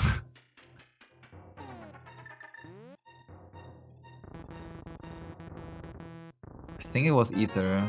Yeah, it was Ether, chat saying. Okay, Ether, perfect. Oh, Gabby is making the decision. Just got the fire rod. You can just see the thought process right now. I hope that you're... Yeah, okay. He's very low on hearts as well. That's a problem.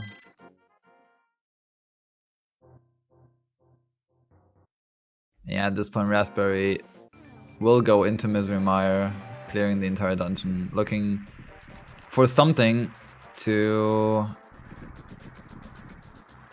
I mean, okay, she's going desert first. That's also interesting. It's actually something on the ledge. Oh, the red mail. Okay, that makes sense. New tailored suit. Oh, that's not good. Going to have to flute back to 6 because of a poor portal location. That is unfortunate.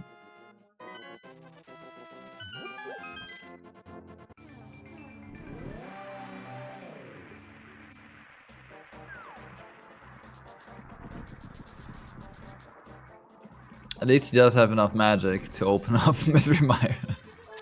I've definitely been there before and like, oh yeah, finally I can do Misery. Oh. Oops. Yeah. And you're stuck in that awkward position.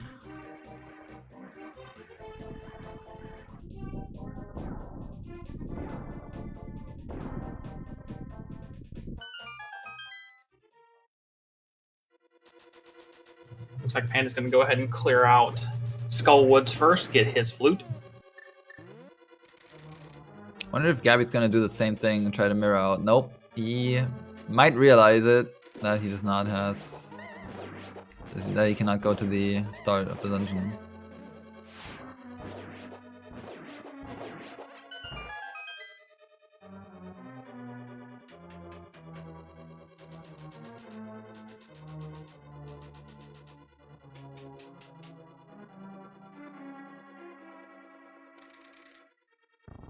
Oh, Panda also with the same no magic problem. But Panda, you have a shovel. Use the shovel. Exactly. No, you have the shovel. You've worked your entire seed for this moment, and you're not using the shovel. This could have been your advantage. Everyone else would have been. Well, it's okay. He's save and quit. He's gonna go check it right now. Okay, well then. Finally, 90 minutes in, we're finally gonna get the payoff. We're finally gonna see that ice rod pop out of the shovel location.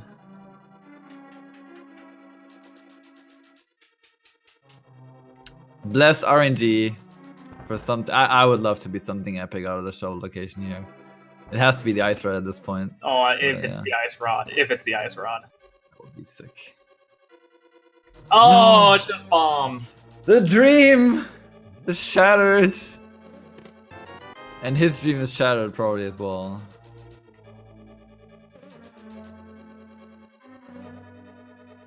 He worked so hard for those explosions. So this actually cost him quite some time. This actually allowed Gabby to catch up. Gabby now going into Skull Woods, but also having magic problems. So I don't know. I mean, he has to at some point get some magic. He does not have the shovel. So if he realizes that, then that's fine. But yeah, unfortunate turn of events for Panda right now.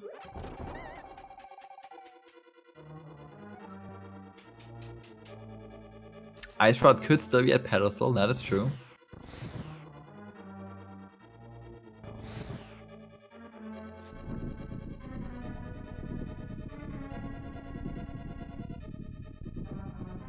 Oh, okay, I see.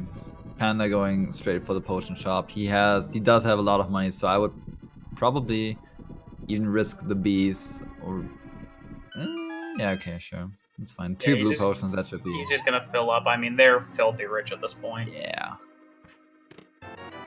Vanilla Master Key in Misery Mire.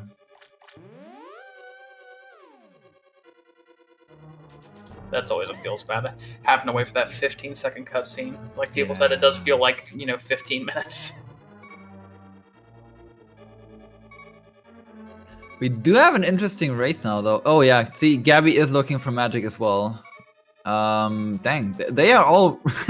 Everyone is lacking magic. That is pretty insane, actually. Well, that's what happens when you have to save and quit, especially out of a dungeon where you've just had to burn all of your magic in order to, get across the bridge. And Gabby realizing the same thing right now. I don't think there's any magic. Is there? No, I don't think so. No. Also, Gabby, you have the boots. Use them.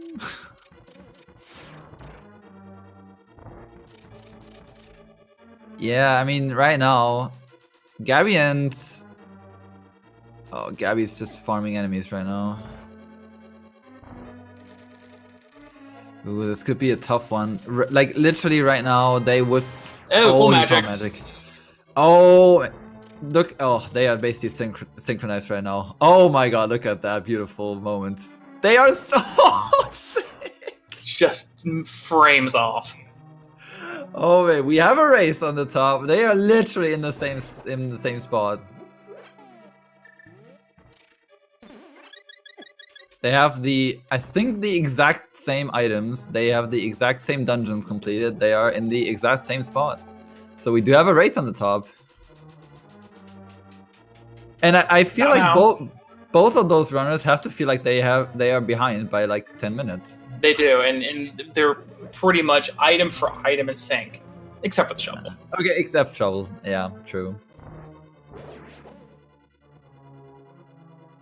With 43 arrows, it's never going to happen, but if this could come down to digging for arrows at Ganon's tower.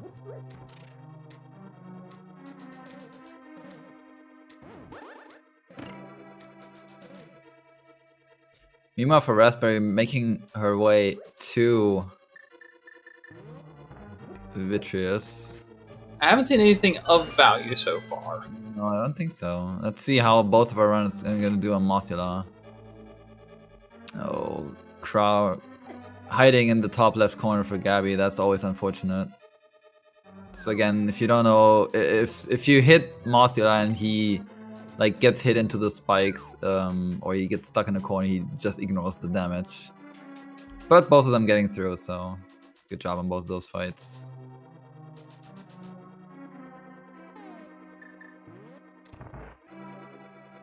Yeah, now they will both come to find the flute, and then yeah. They're both going to re-enter and come down here to this chest, and then we're going to have synchronized swag duck anthems, releasing their ducks so they can fly their way down the mire. Good thing we do have the silver arrows. Silver arrows take care of. Ooh, Raspberry got a map there. I think Raspberry missed a chest. I think so too. I mean, I wasn't able to pay that much attention there, but I didn't see anything of value, really. Oh, she missed the one on the spikes, I think. Or, no, the one in the main room. Yeah, that's Cowboy's pointing that out. I think she's gonna decide to go into desert, right? Oh, no desert. Never mind. I guess Ice Palace. Ice Palace makes sense, yeah. Let's hope that item doesn't come back to bite her. Unless she cleared everything else and realized it was a dungeon item, maybe, but I don't think she found two. I'm not sure. I'm really not sure. We will see on the other people. Yeah, we'll see here in a moment when everybody else gets down there. Yeah. So the problem with the ice rod being the last item left from to-go mode is just the fact that the ice rod could like literally be anywhere, since it's not really a progression item in that sense, but it's more like at this point it could just be anywhere. You know, it may just be my aversion to Ice Palace, but I really would have considered going for the two very quick items in Desert. 3, since it is the green pendant, before I would have dipped into here.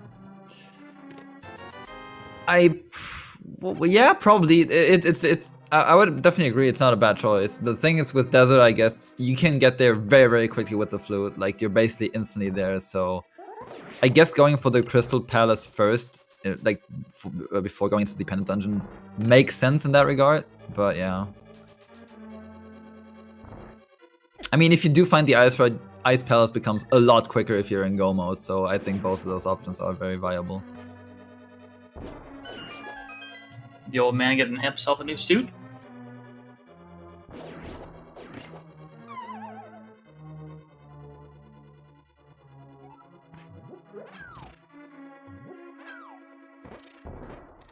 Oh, didn't quite get the double kill on the Stalfos Knights. Oh, anyway. So yeah, the problem right now is if you're only missing the Ice Rod, and you're in Ice Palace, like, do you full clear it? I guess she will full clear it, but that's always the issue. Oh, she will not go for the... You full clear it. Passing up the bomb jump here, if you're going to be full clearing, isn't a terrible thing because you're going to be running all the way around anyway. Yeah. And since since they do have the Cane of Samaria, you don't even have to get the block down there. You can also just, you know, normally go down and just throw a block on that switch.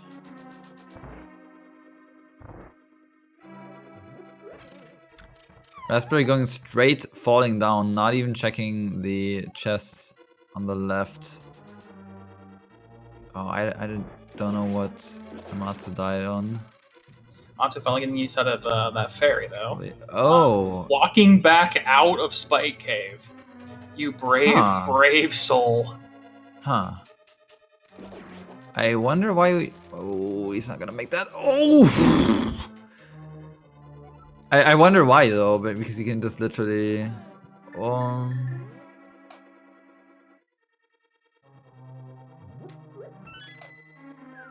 I'm not sure where he's going actually right now. He could finally be making the Turtle Rock play, but he could just be going around the long way for it. I think I would have liked it more. I mean, do you really want to go with 0 magic and 1 heart into Turtle Rock? Well, the 1 heart's kind of debatable, but the 0 magic, at least there's a full pot right inside the door. I mean, true. That's true, yeah. The problem's going to be getting there past the Tektites. And also not getting owned by the squirrels. Mm-hmm.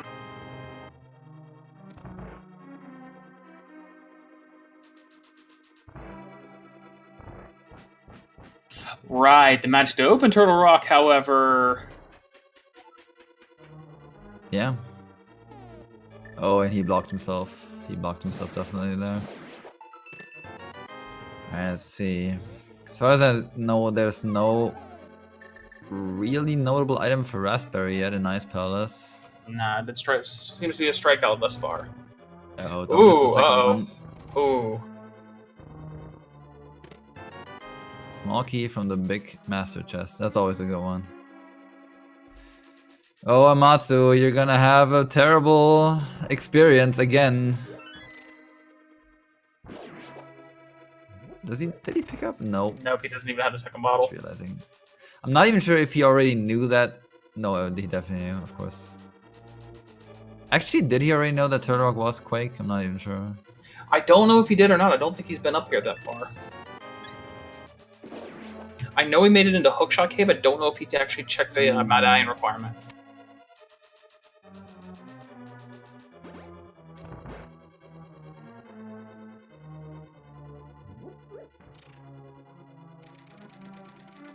So I think we're having the check here of this is, I believe this is the chest that Raspberry may have missed. No, I don't think it was. That's a key.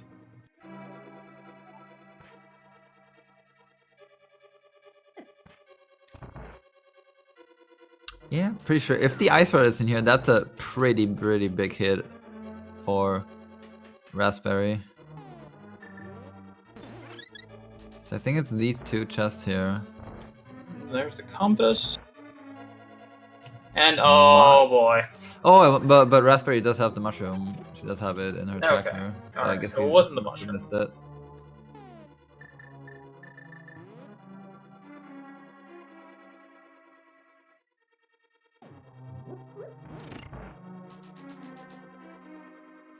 Matsu picking up a couple potions, I think might be attacking up Death Mountain again. Yep, save and quit out to the mountain cave. Alright, so incoming Ice Palace boss fight for Raspberry.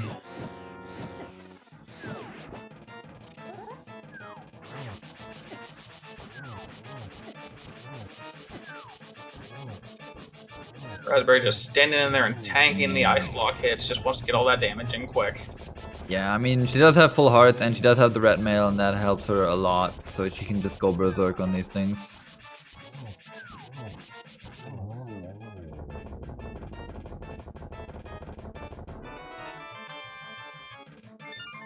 map. I think she did check every chest in Ice Palace. I'm pretty sure she checked everything there, yes.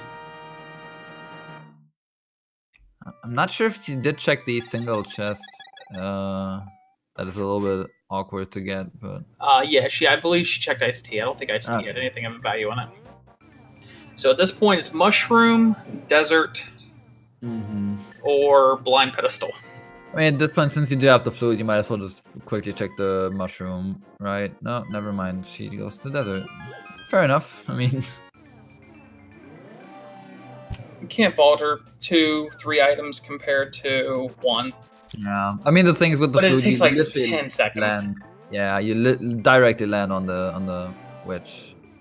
So, but yeah, not a bad choice either way. It's a good point. There is still 2 chests sitting inside the Turtle Rock. That is also correct. Yeah. Oh, that would be such a troll if the ice rod is actually down there. Oh, never mind. Hey, look, it's an ice rod. That is a go mode. Let's go. Raspberry is stacked. We have everything that we need, and that is going to be a tough one for Amatsu to catch up. If not, almost impossible. Yeah, Amatsu, unfortunately, it looks like it's just a matter of time at this point, but he's put up a good fight, you know, done the best he can. He's definitely done some pretty good decisions. Some of them just didn't turn out to work out quite as good, and then sometimes, you know, if you get stuck on those decisions, you just tend to lose a lot of time, especially if you get a troll dispute like this, you know. Yeah, if you get a troll dispute like this, there's not much you can do. Panda finds his ice rod, is on a betting to go into the desert first, and is now got a go mode ahead of him for Ice Palace.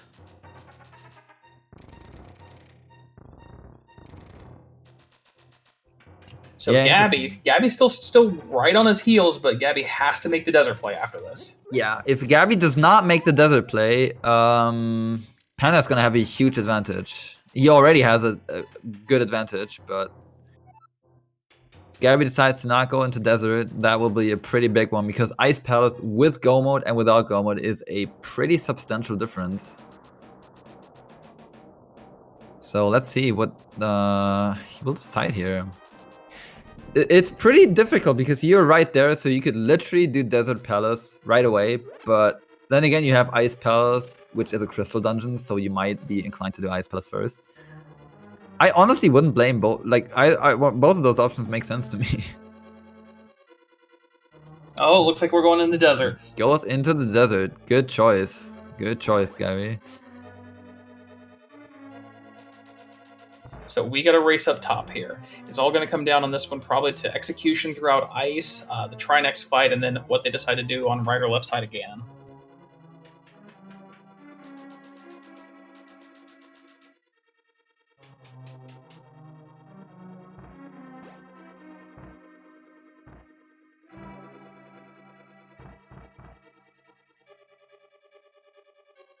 Panda with a little bit of trouble with the stall forces, but managing.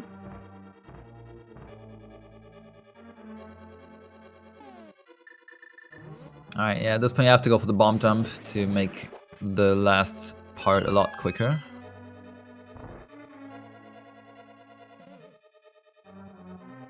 This can be a difficult setup, but well played. Good job, second try basically. Gets it very quickly. Gabby on his heels though, not too far behind. We'll say like 1.5 minutes maybe. That could definitely yeah. This is gonna be quite the race. This is gonna all come down to execution from here on.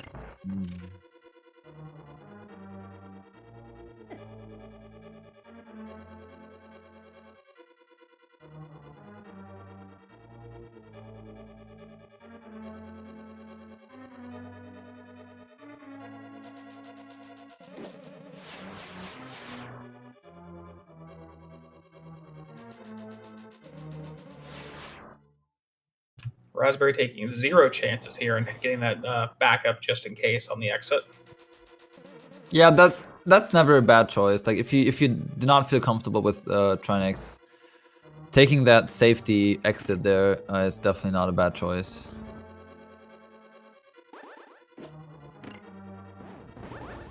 Oh, get Raspberry getting trolled there a little bit. All right, let's see Panda on the boss fight here.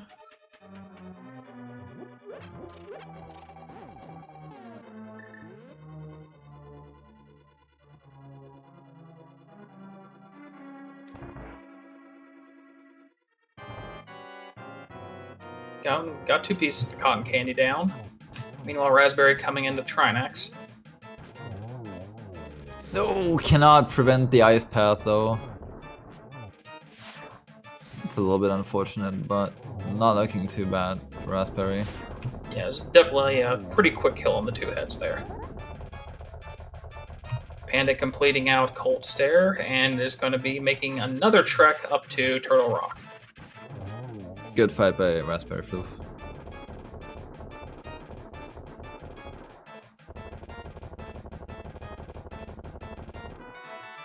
Oh, blue potion. That's not too bad. Yeah, there's worse things you can get when you're going up to Ganon's Tower.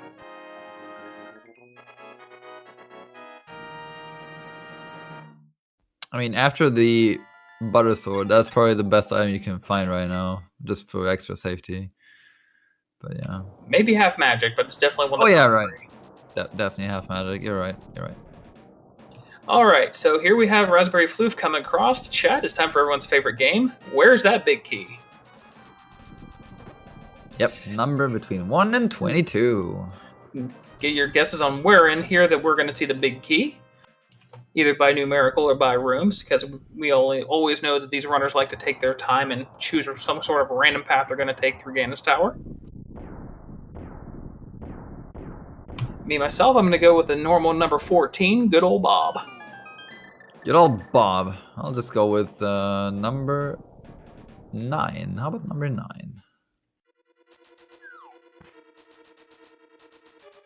9. So that would be, what, the first chest of rando room? That's random room, yeah. If she does not go right side first. Okay, Yeah, so no gambling possibilities here. So if you do find a small key there, a lot of runners decide to go right side first to just, you know, take a gamble. But straightforward. We do find a small key here though.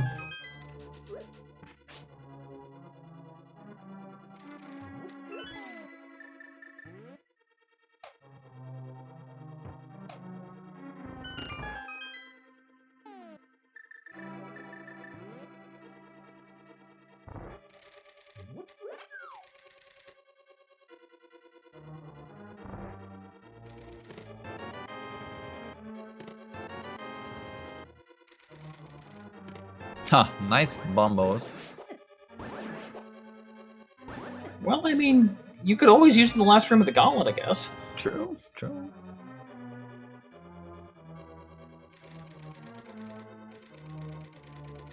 Alright, so we're at 7 chests right now.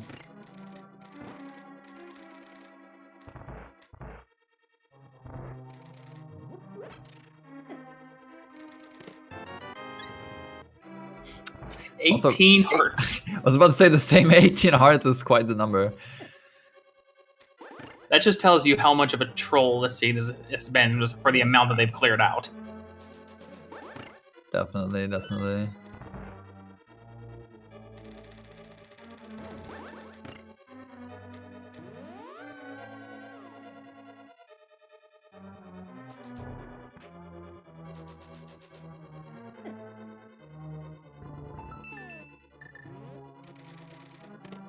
Butter. Ooh, now that's a good item to find right there. We're fully equipped. Yeah, we have max shield, max mail, max sword. We're half magic short of being full Ultron here.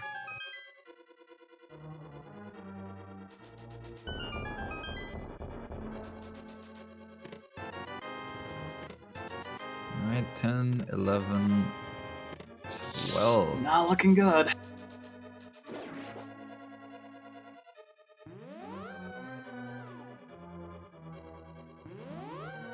Alright, I see Panda on Trinix right now. See if he can dispose of it.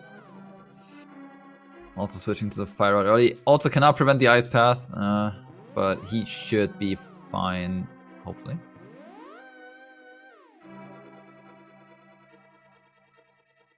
Still pretty clean. Setting up about a 2 cycle there on the ice head. Yeah, I think Amatsu realized he does not have the ice rod, so he cannot kill Trinix. I think he was on his way to Trinix, but yeah, good fight from Panda. Gabi's going fairly close behind. Let me see. Panda finishing at 155.22.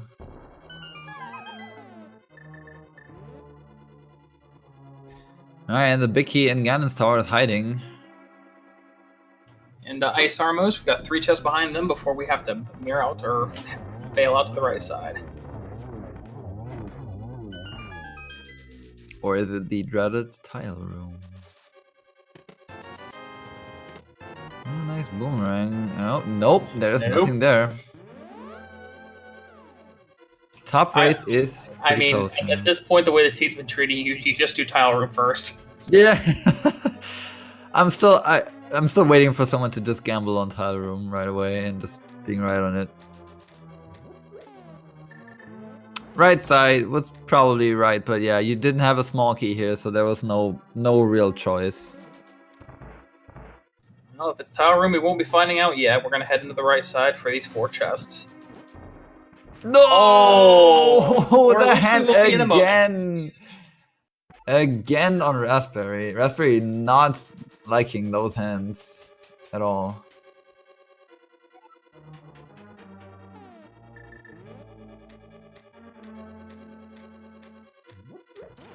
She must also be a little bit careful about her magic. I mean, she does have a blue potion, but yeah.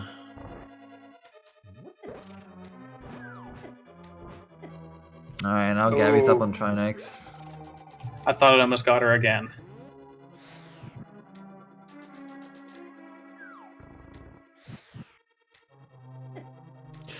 Uh-oh, Gabis, you did not kill the fire part of the head yet. And he miscalculated there. He thought he was done with it.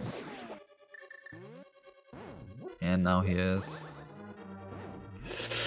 Oh, that looks like it's gonna be bomb strats for Raspberry. Yep.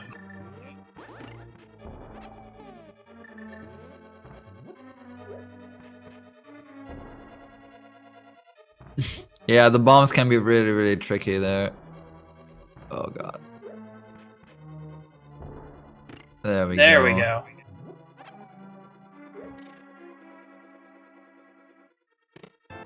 Uh-oh. And that's true. Oh, there it is. It's 19, right? And that's Trinic down for Gabi at 157.57, so roughly about 2.5 minutes behind currently. Mm-hmm. That's still like that could happen.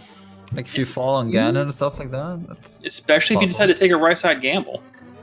I mean, if they'd have to bail over to the other side first. I don't think anyone is gonna do that. I mean, that would be a very, very bold gamble.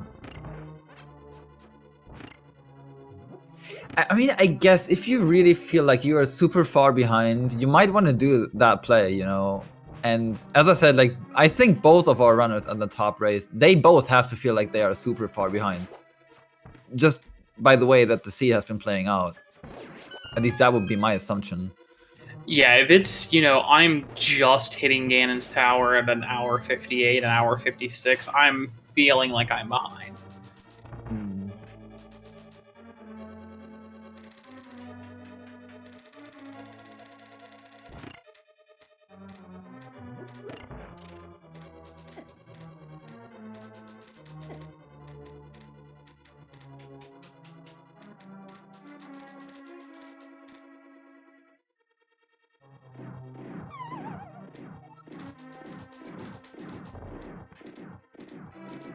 Raspberry deciding to go into the fairy room. Despite already having a fairy and a blue potion, I think. It's got 3 bottles now, though. Or no? I don't know. No, just one of the extra health. Mana, I guess, as well. I guess it's... Yeah, the only person currently with 3 bottles would be Panda because he picked up the one off the island. Oh yeah, right.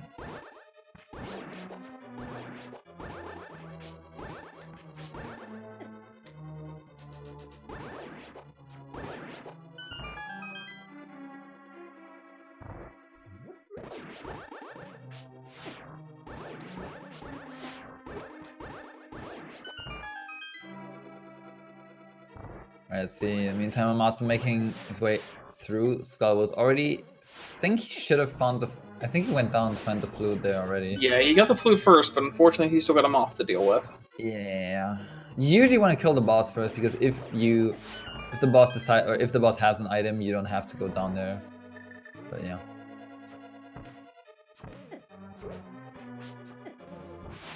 And we're in the gauntlet for Raspberry, having a bit of trouble here, hitting with the arrows.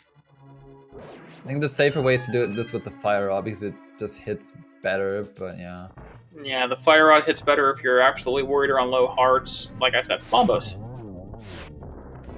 Oh, short hop for Raspberry, unfortunate. And mistimed the second arrow, but got a pretty good pattern on the rest of it. Amatsu, oh. Oh, Amatsu. Yeah, Amatsu taking a hard death there. That is a very rough death. Fortunately, it is just Mothula, so it's a very quick route back. Yeah, but the thing is, he does not have any magic, so this is not going to get any easier right now. I mean, you do get a couple of pots here, but those are just barely enough, you know. Yeah, you basically need everything in this first room and the second room in order just to make sure you get the torches lit.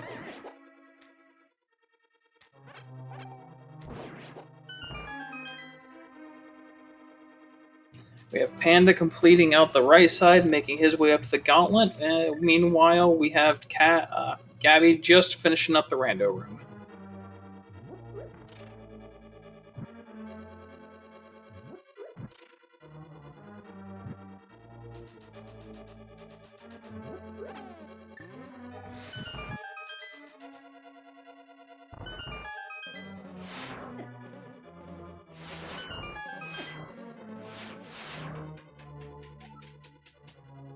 Was a little concerned for Raspberry there for a second. Up the stairs.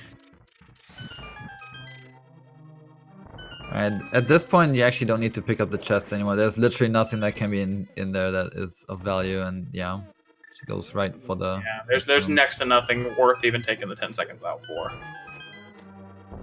Yeah, you do have all the armor, all the shield, all the swords, silver arrows, bottles, you got everything.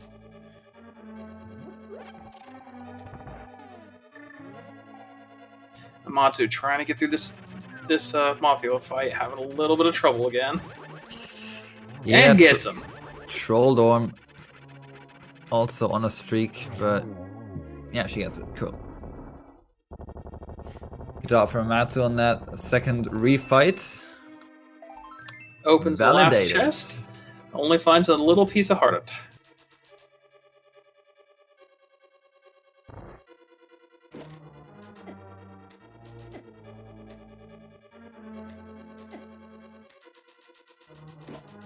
Managed to get a line up through the bumpers and get a charge right up to Aga's hallway. Alright, and coming up, Aghanim 2 for Raspberry. That's a good starting pattern. That's a very good starting pattern. Oh, I think that was only a double. Yeah, it only sounded like a double. Unfortunate, unfortunate.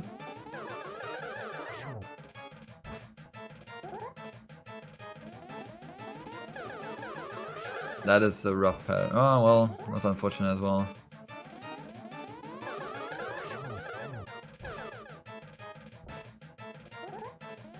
Meanwhile, Panda had some... Oh, we see... Oh, Gabby's actually going for the tile room. Oh, that could be... That could be the nail in the coffin. Oh, I want to see tile room, but not like this. Not like this, yeah. Oh boy. I mean, as I said, like if you're desperate, if you think you're far behind, you might want to go for the play. But I mean, in my opinion, if you want to go for the play, go for it right away. I mean, at this point, you only have this and like the 4 other chests, so. Yeah, I mean, you don't need a key to get in here. If you're gonna make this gamble, you make this gamble when you first come into the tower. Yeah, basically.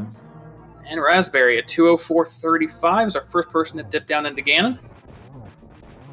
Silvers and butter, this should be a pretty short affair. Yeah, should be.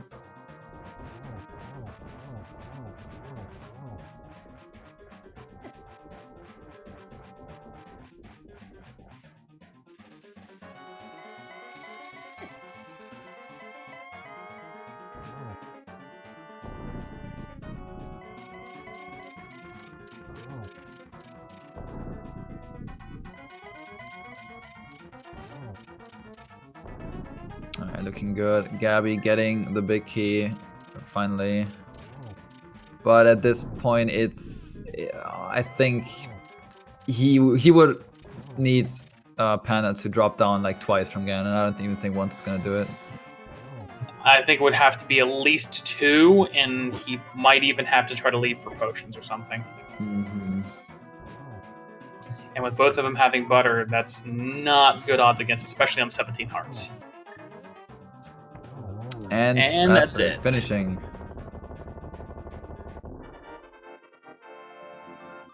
And Raspberryfloof will finish in first place in the bottom race with an official SRL time of 2 hours, 6 minutes, 5 seconds. GG. Definitely a rough seed, but in the end, turned out very, very well.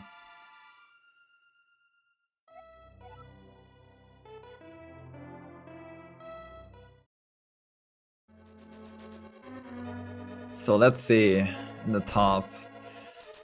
As I said, or as we said, Gabby would have to pray for Panda to do some major whoopsies on Ganon here, but it's as we already pointed out, with the butter sword and the red mail, it's unlikely that this is gonna happen. So I think he should have this in the bag.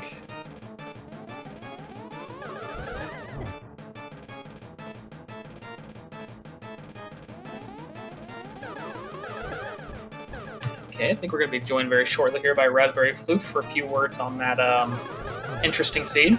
Yeah, definitely.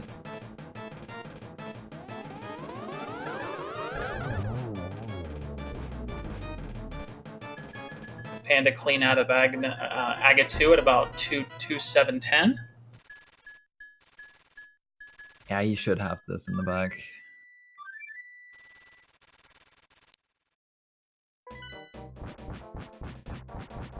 I mean, he does also have the silver arrows, so it's not like he's gonna run out of magic if he doesn't get the torch ditch or something like that. So exactly, especially with having both fire rod and lantern. Mm-hmm. But yeah, looks like we will not see any riots from the quote-unquote underdogs. Looks like we will be seeing our two players going 3-0 in their respective groups.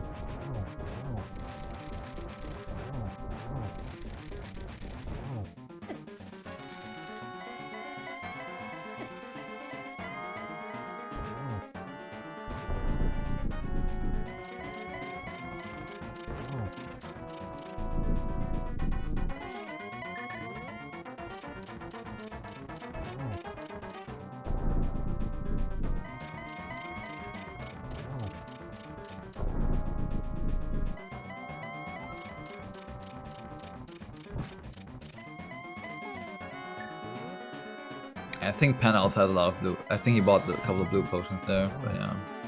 Should be getting a double here. Might actually finish him off.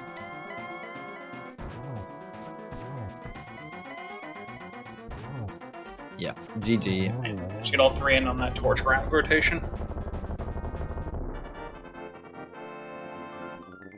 And Panda1016 will finish first place in his race at 2:09:02. Very well done, especially after that probably terrible and disastrous start for him by doing Aghanim, and I think very, very quickly realizing that that was a wrong play. But yeah, definitely GG.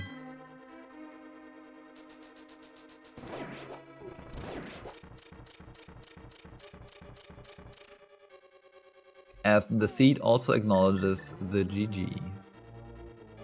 Personally, I probably should have apologized, but we'll take the GGs. That's the best ending screen. I'm sorry. It would be better if it just ends there, but no. Ooh, Gabby, I hope he's gonna get through these torches in time. Oh, that's gonna be close. Oh, God. Yeah, very close. Okay, we have Panda also going to join us from winning his race here in just a moment.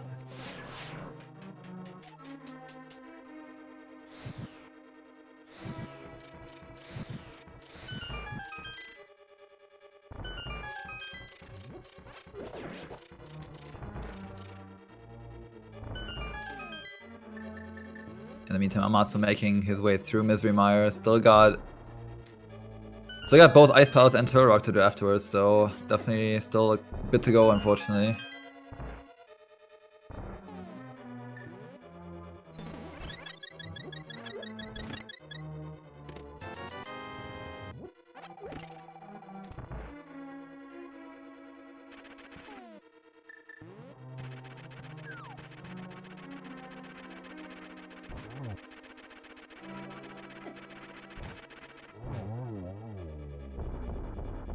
Okay, and we are now joined by our two winners here, the Panda1016 and Raspberryfloof. Hey guys. GG to both of you. Thank you. Thank you very much. So first and foremost, how did you think of that seed, and especially that Turtle Rock? I'll let Raspberry go first. Well, by the time I got to Turtle Rock, there wasn't much left to do, so it wasn't really a gamble, but it was sure not something I was expecting. Yeah, I really didn't want to go to Turtle Rock rodless, and Yeah. I realized I had to. I think the last thing I was able to check before that was I think I checked to see if Blind had an item, because I never finished Thieves Town. And then I knew at that point it had to be something in Turtle Rock. And then not only was it that, it was that you had to get the Fire Rod and then keep going to get the boots off of Laser Bridge to get the Ice Rod off of Torch in Desert Palace, because of course, right? And we saw the decision flowing through a couple of our racers here. They pick up the Fire Rod and they're going through their menu toward the mirror, and they're like, wait a minute, maybe I should keep going? I mirrored out and had to come back in because I was like, I have a key, I should keep going and check Laser Bridge. Yeah, and then after I did Laser Bridge, I was going to go back up and do the first two chests, but then I realized I was out of magic. I got into that first room, and I couldn't create the platform. And then, of course, the thing I did right after that was go straight to Skull Woods, where I still didn't have any magic. That was unfortunate. Yeah, we saw you and your opponent Gabby doing the same thing, frantically killing things and looking for magic to open up Skullwoods. And everybody was considering going back for the first two chests in Turtle Rock, and nobody could make it back. Yeah, it was actually quite funny because at some point, like every one of you decided, okay, you have to go back out of that. And we got the Fire Rod, and I think one of you thought, okay, there are the two items at the start of Turtle Rock. Should we go back for it? And then I think someone, I don't know who, but someone used the mirror and realized, oh, wait, that's not that's not the start of Turtle Rock. And yeah, it was definitely quite interesting to see. And then it was all the little things too, like Cape in Spike Cave. That was good. Yeah, that was a good one as well. And the mirror shield on Laser Bridge, that was also fantastic. On that note, Panda, I have to thank you very much for giving both us and the chat a very entertaining, about 70 minutes there of what's going to be in the shovel, what's going to be under the shovel. That would be my question to you, Panda. What were your thoughts on doing Aghanim, actually? Because you at the point when you did Aghanim, you did have Dark World access. I don't know if you realized that. Did I have Dark World access? You did have Dark World access. You did have. That's why we were wondering. I had the mitts. Pretty sure you had both the mitts and the Moon Pearl. Yeah, you had the mitts and the Moon Pearl. You hadn't been in for the hammer yet in Thieves Town, though. I did. So you didn't realize. Okay, I see. So Aghanim wasn't required. No, absolutely not. Whoops. Whoops. Yeah, we were wondering because we thought, okay, maybe he's doing the play because you want to get to pod because you didn't have the at that point you did not have the flippers or the hammers, so you couldn't really get to pod at that point. We were always thinking like, okay, he wants to make like a super big play and he knows the shovel is there, because our only reasoning was, okay, he wants to really go for the shovel spot, and yeah, that was very, very interesting to see. I wish it was something as bold as that, but it really was me thinking, okay, my 3 options are Agina, Zora, and Aghanim. And because I just knew Pod was going to have something, I just decided to go Aghanim into Pod. Yeah, that makes sense. I mean, it turned out for you, it turned out to be exactly like a good play because Pod had so many items in it. But yeah. Yeah, the mirror in Pod was huge. Mm-hmm. And I think Quake was in there. Yeah, Quake was in there as well. Yes, Quake was also in there. As we're talking through, it looks like Gabby has finished up in second place here with an SRL time of 2 hours, 14 minutes, and 59 seconds. And we'll be joined by them as well shortly.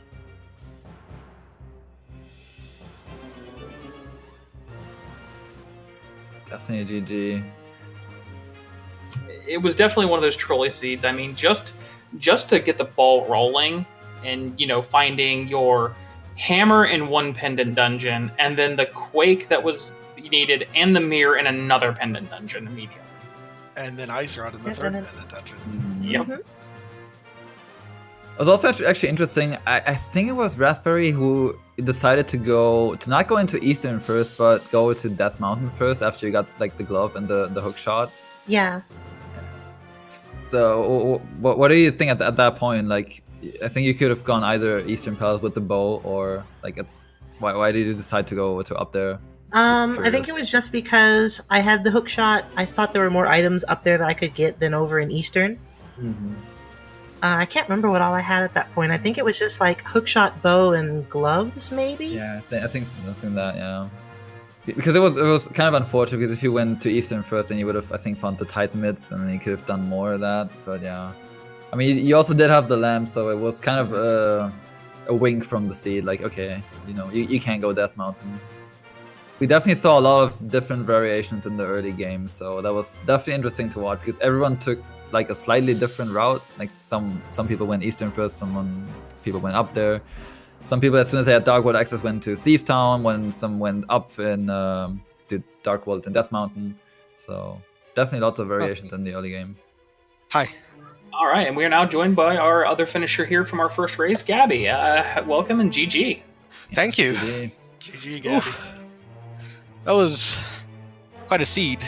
Started very nice, didn't it? Yeah. That's usually the seeds that start very nice. They're very shady in general. Yeah. That damn Turtle Rock. Yeah. I was about to say, your first thoughts, first impressions on the seed, especially on the Turtle Rock.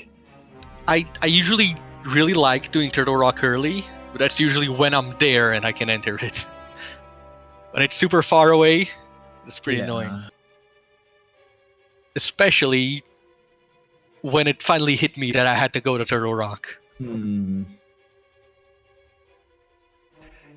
You and Panda actually had a very, very close race overall, because Panda decided at some point to do Aghanim, so you were actually a little bit ahead at some point, and then I think at the point when you both did like Skullwoods, you were like in sync, like completely synchronized. I think you opened the final part of Skullwoods, literally within the same second, so that was pretty hype.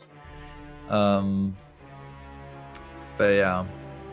I think this was my closest to race as well. So, like, I entered Ganon's Tower. I saw my opponent still hadn't finished, and I was like, yes.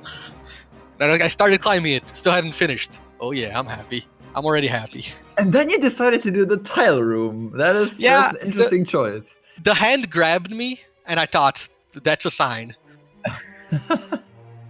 It wasn't a sign, though. Yeah.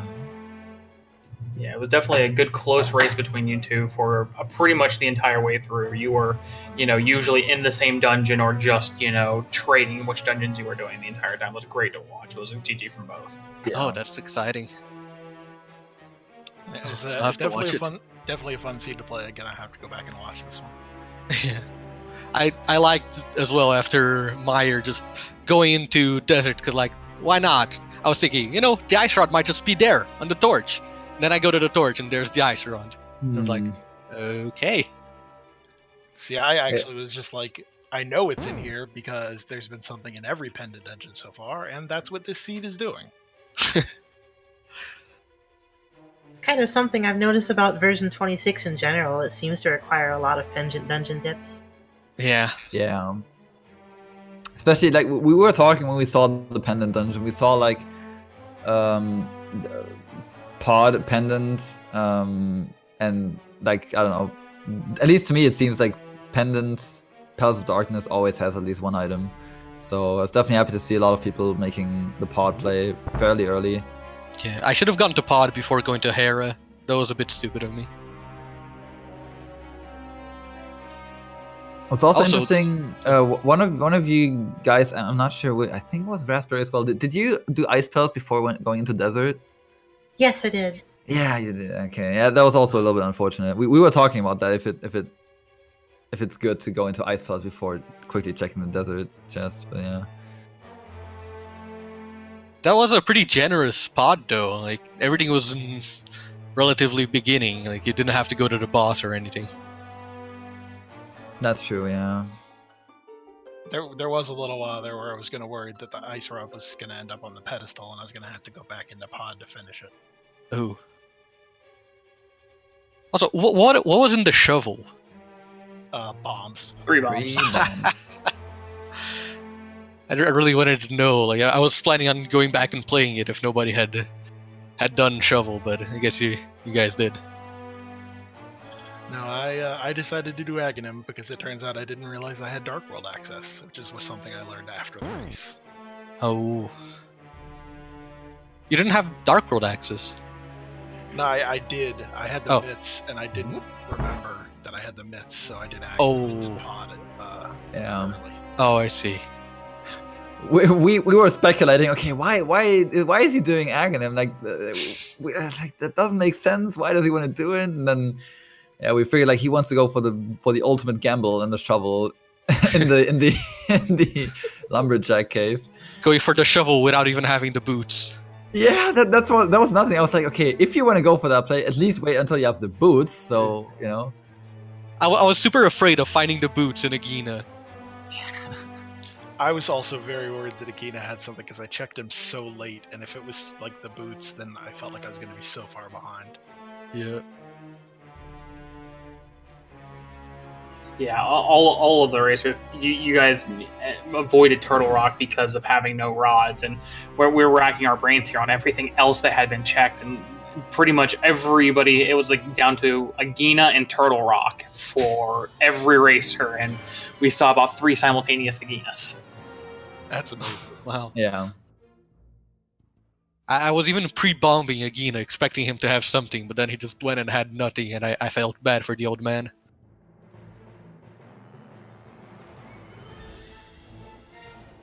Matsu coming into his Trinex fight now. I think I might be mistaken, but I think he still needs to do Ice Palace, does he? He does.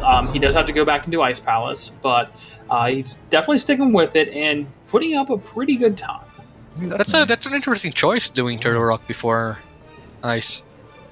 Well, I do believe that Amatsu is one of the newer runners and may not have everything in it. It clears it out with 2 hearts left and take a nasty hit from the head. Very close. That was very close. That ice path can be very, very dangerous. And with only the tempered sword, it's almost impossible to avoid the ice path from being created.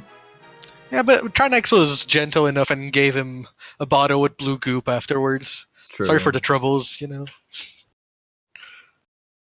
Yeah, the seed it did seem very generous. I mean, most of you finished with 17, 18 hearts, red mail, butter sword. Only thing really missing was half magic, and who knows where that was. I'm assuming Pyramid Fairy? I think the only things that weren't checked is GT Big Chest, Pyramid Fairy, and the last 2 items in the desert. Last one item. Last one. Yeah, with Green Pendant. And I guess. Oh yeah, that's true. Oh, and I don't know. I didn't do checkerboard cave. I don't know if anybody else did. I think it was just. Yeah, 20 I did. rupees. Yeah, it was nutty. But yeah, and for that few spots left, and I was still missing for some reason the red boomerang, the book, and half magic. Oh yeah. Oop. Oh, and the mushroom. I assume nobody turned in the mushroom. No, they didn't. I don't think I anyone do did. believe the credits said it was life though. Oh, okay, I missed it.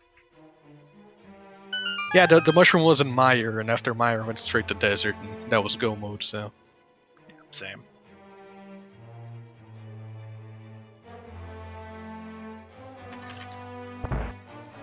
So, Racers, do you have anything else to say about this seed or your play or anything? Not the seed. I'd just like to thank everybody that watched, everybody that commentated, a few Demon and Genja, our trackers who I don't really know who they are. Thank you, Panda, and thank you to the other two racers too. Thank you all very much. Yeah, I'd like to echo the same sentiments. I'm having a lot of fun in this tournament, and it's really awesome that a lot of these secondary matches are getting cast, and that wouldn't be happening without the commentators. And I want to specifically shout out Alvi for doing the restreaming. That's a thankless job, Alvi. You're a hero. Yeah. Definitely.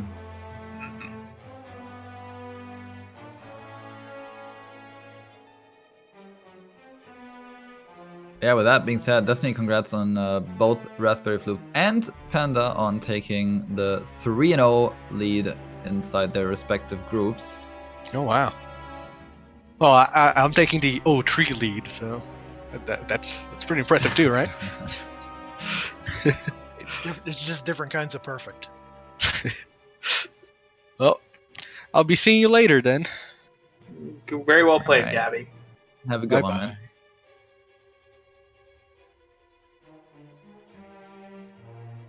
All right, Amatsu heading in. He's going to go through the moving floor room, grab his key, and we'll see. I'm not expecting him to take a bomb jump. Same. I was about to say the same. I don't know if he is going to do for the bomb. I think he will. Oh, he's going to give it a try.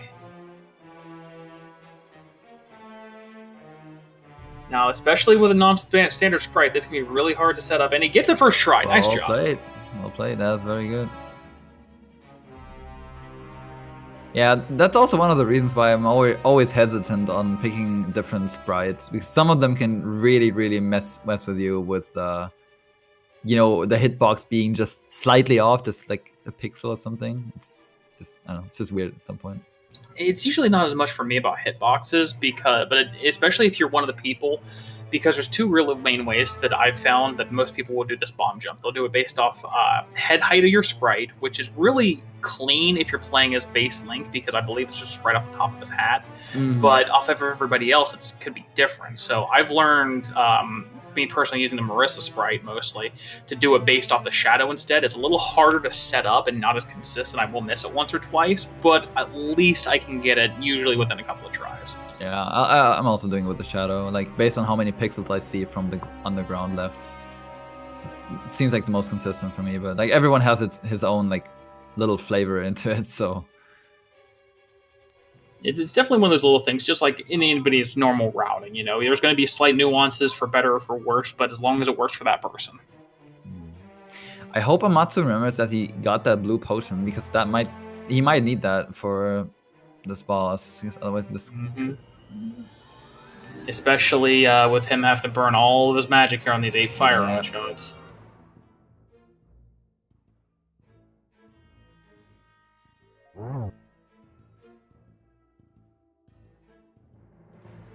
Impressive opening, getting a lot of hits. Oh, he's at a half heart.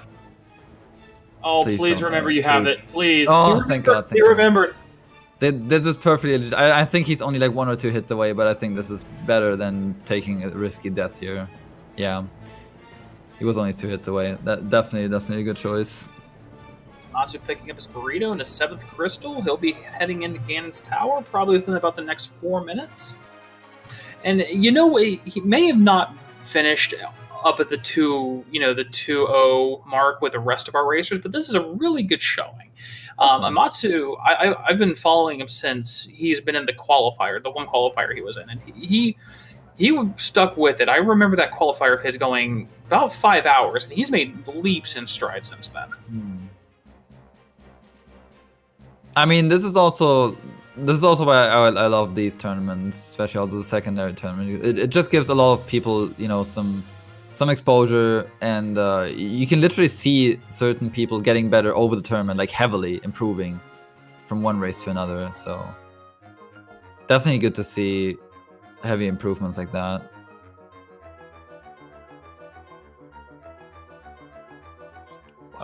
Well, he set it up to Turtle Rock. I'll go ahead and step out, but thank you guys for everything again, and we'll see you on the next race. No problem, Panda. Thank you once again, and congratulations on your 3-0. Good luck in your next race. Thank you very much. Have a good one, Panda.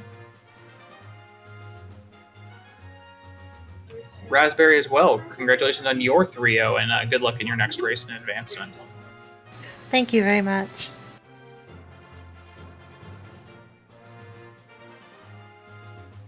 Alright, we can finally see Amatsu making his way onto Ganon's tower. He's going to head up and take the teleporter on Turtle Rock and jump on in. We know that he's going to need to go right side, but if he does follow standard convention, he'll probably end up doing left side first, which isn't going to be a bad thing. He will pick up a little bit of cholesterol for his troubles.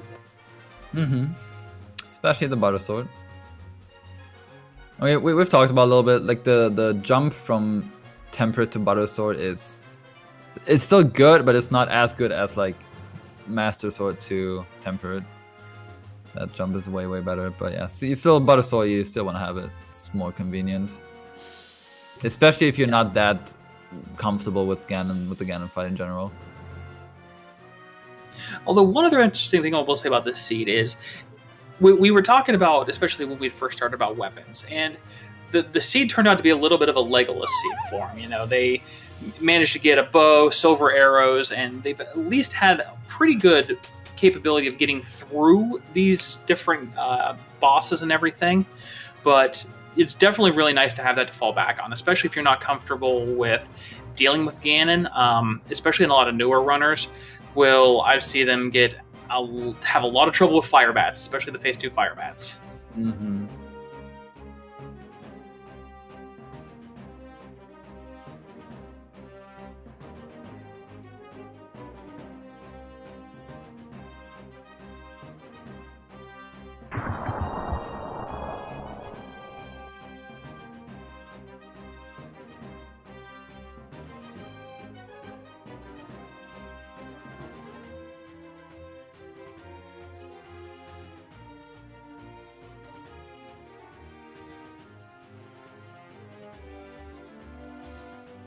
Alright, Amatsu headed into GT, headed down to the basement, going to pick himself up 2 pieces of heart for his troubles on the right-hand side.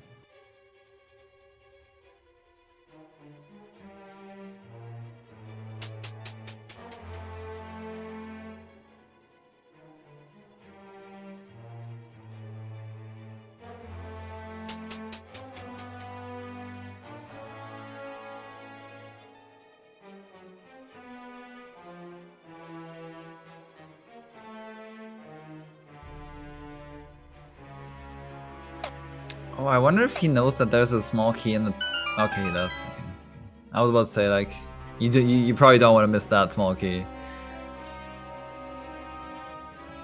Yeah, you really don't. You might be able to get away with it, depending, but it's definitely not something that you want to miss a free key like that.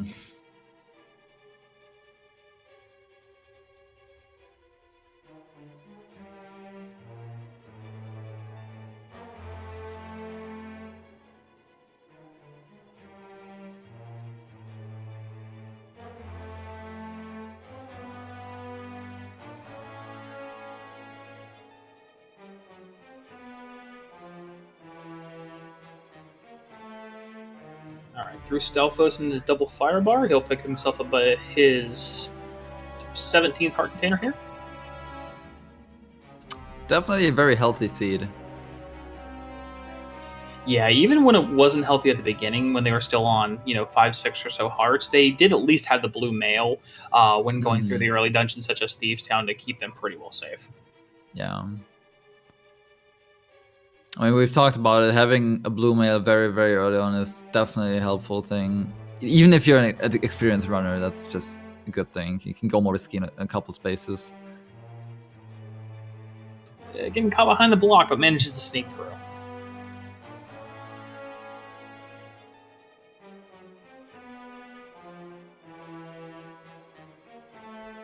Getting that butter, definitely will be glad to see that still.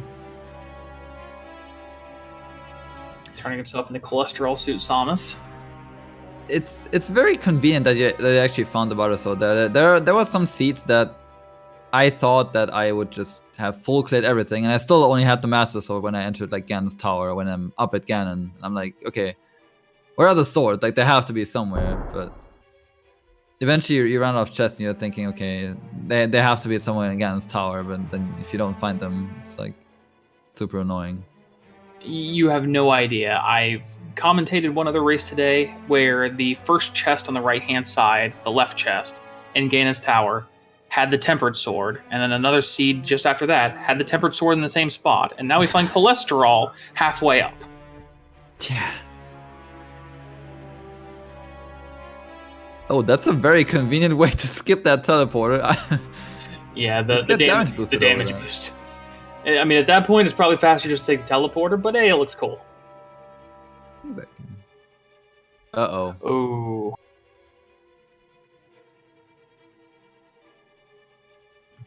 Quick reset of the room, no harm, no foul.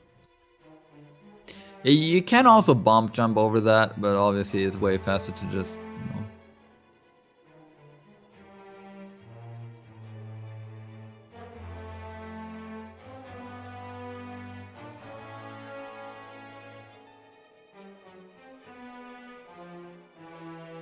Yeah, Panda does bring up a very good point where we'd add the V26, while it does usually put you at least one sword in Ganon's tower, is better than the versions that, I think it was 21 or 23 would put 3 swords in Ganon's tower.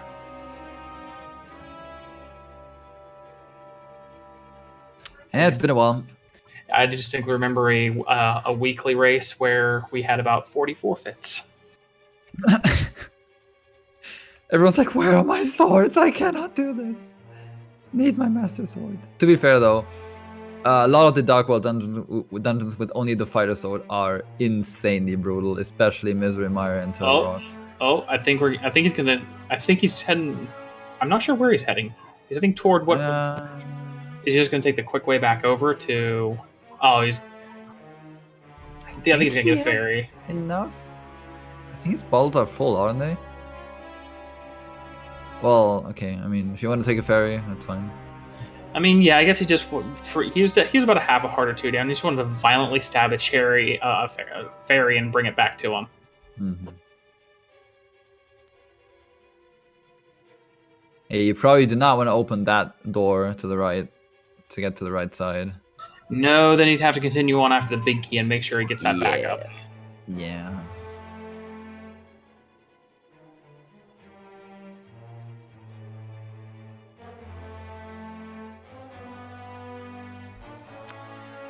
Yeah, I think the quote-unquote only good thing about Fire Rod and Turtle Rock... Oh, he's also going for the tile room play.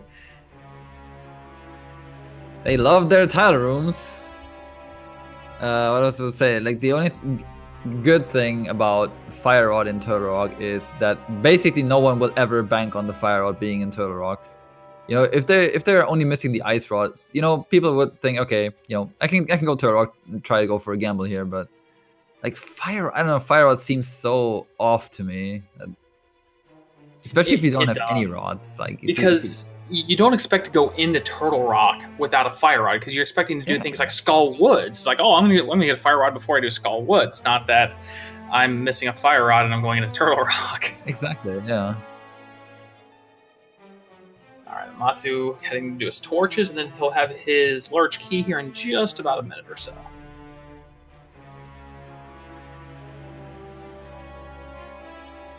So hopefully he gets through everything here. Not get grabbed.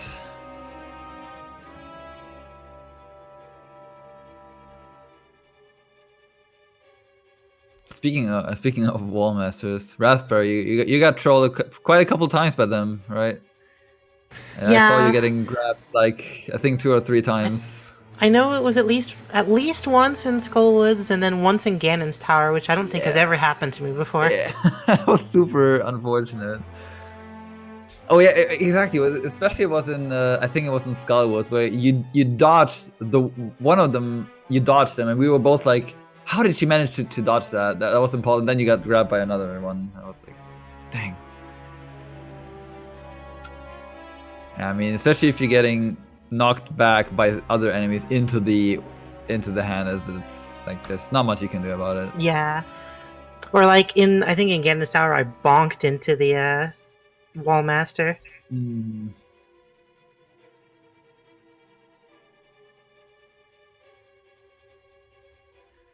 Oh, definitely want to be a bit careful here with this magic. Okay. Whatever.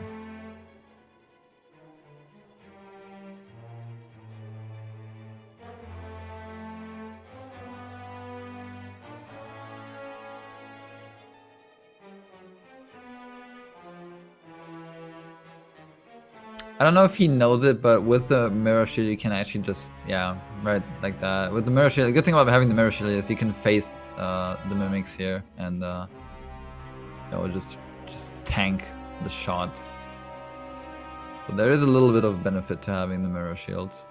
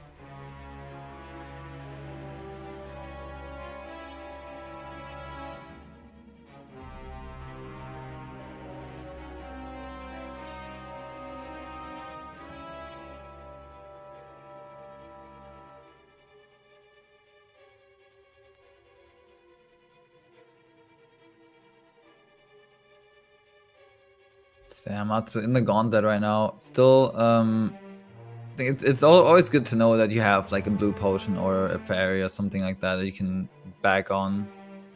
Makes the entire gauntlet a little bit, you know.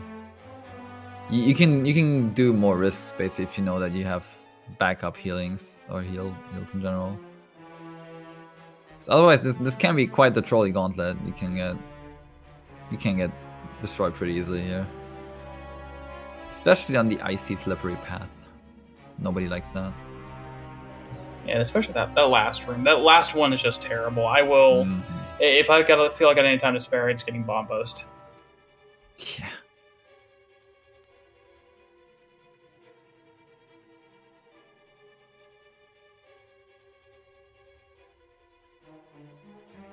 Okay, getting the 2 cycle on a land molus.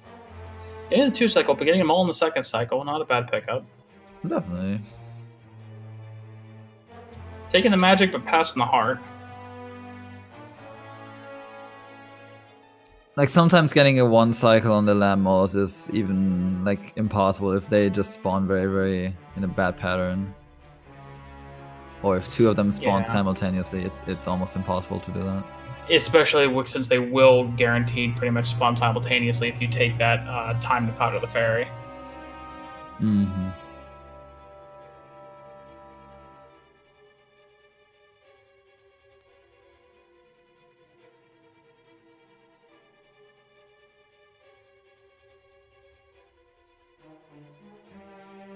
That is also something really unfortunate that can happen if you dash through that and one of them just pokes you from the side and you're like, how? How yeah, I've learned that a lot, and one of the first things I learned when I was picking this up and watching, especially the first tournament, is a lot of people will say, when you're going through that room, you don't want to dash down dead center. You want to be off to the right a little bit, like about half on and off the conveyor, to prevent them from, knocking you off with a well-placed, lucky hitbox hit. Yeah, I mean, sometimes there's just nothing you can do about it. If they poke you from the side, they poke you, and then you can just cry a little bit. But yeah.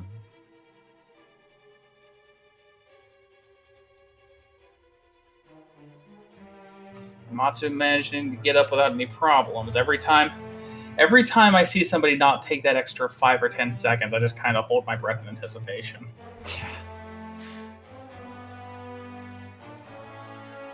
Alright, it doesn't need the small key, so... Ugh, didn't open the wall there.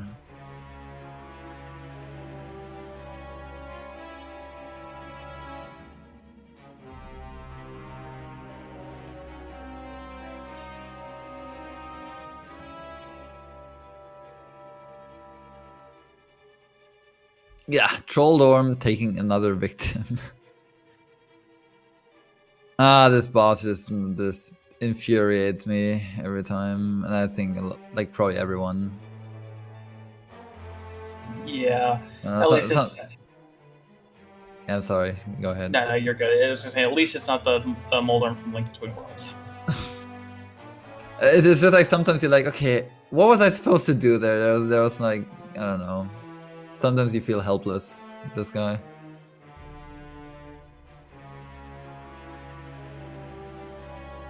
Alright. Finishing up. Through Ganon's tower into the Aghanim 2 fights.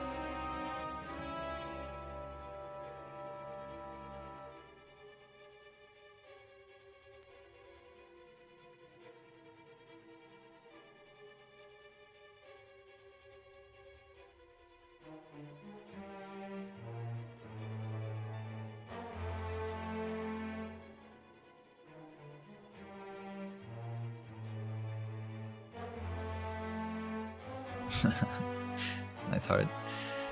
Alright. Okay, so we're going to go ahead and get a quick finish up here. Looks like, I got one in, at least.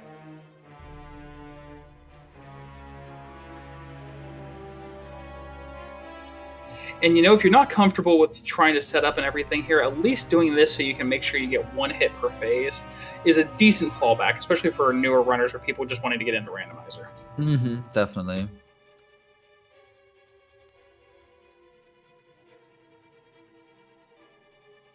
So yeah, overall decent Ganon's tower, like especially for having a lot of trouble earlier, and he's probably also really exhausted from the seat. Like it has been quite trolly, and it's also really a good sign if you just keep your spirits up and try to not let it get at you over the course, and yeah.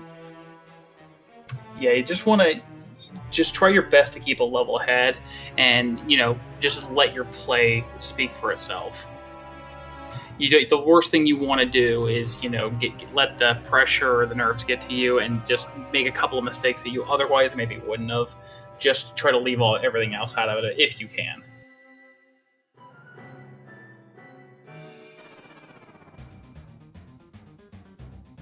All right. Matsu, gotta be careful here. I think he still has a blue potion. Yeah, he still got the blue potions. I might have ran down the cape or the cane first, but at least he just played it safe and got the hearts. I think Matsu only has the blue mail though, right? You're right. You're right, because he didn't dash down off desert. He may not have even checked the ledge. Oh yeah, that was the red mail, right? I was just trying to remember where was the red mail.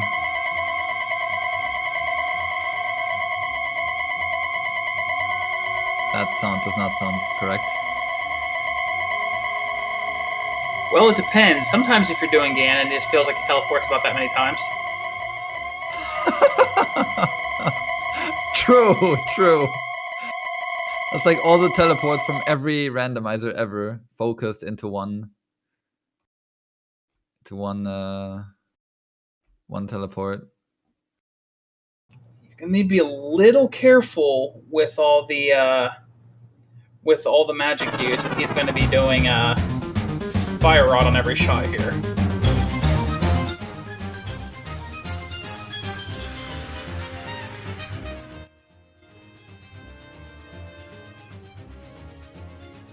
Alright, there we go. Let's And there's do the it. GGs.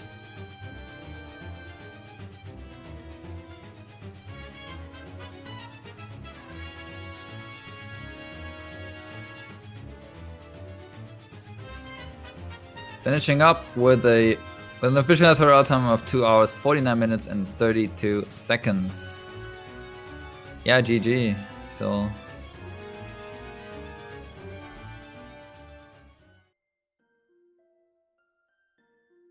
Kept up his spirit, didn't let himself down, and yeah, finished through. Definitely not a bad showing from someone who has not been into randomizers for too long, so definitely shout outs to that. Definitely a good cleanup from him. I mean, even thinking about it with a randomizer, sub 3 is definitely, something not to be ashamed of, especially for a newer racer who's one of his first randomizer races was his qualifier. Mm-hmm.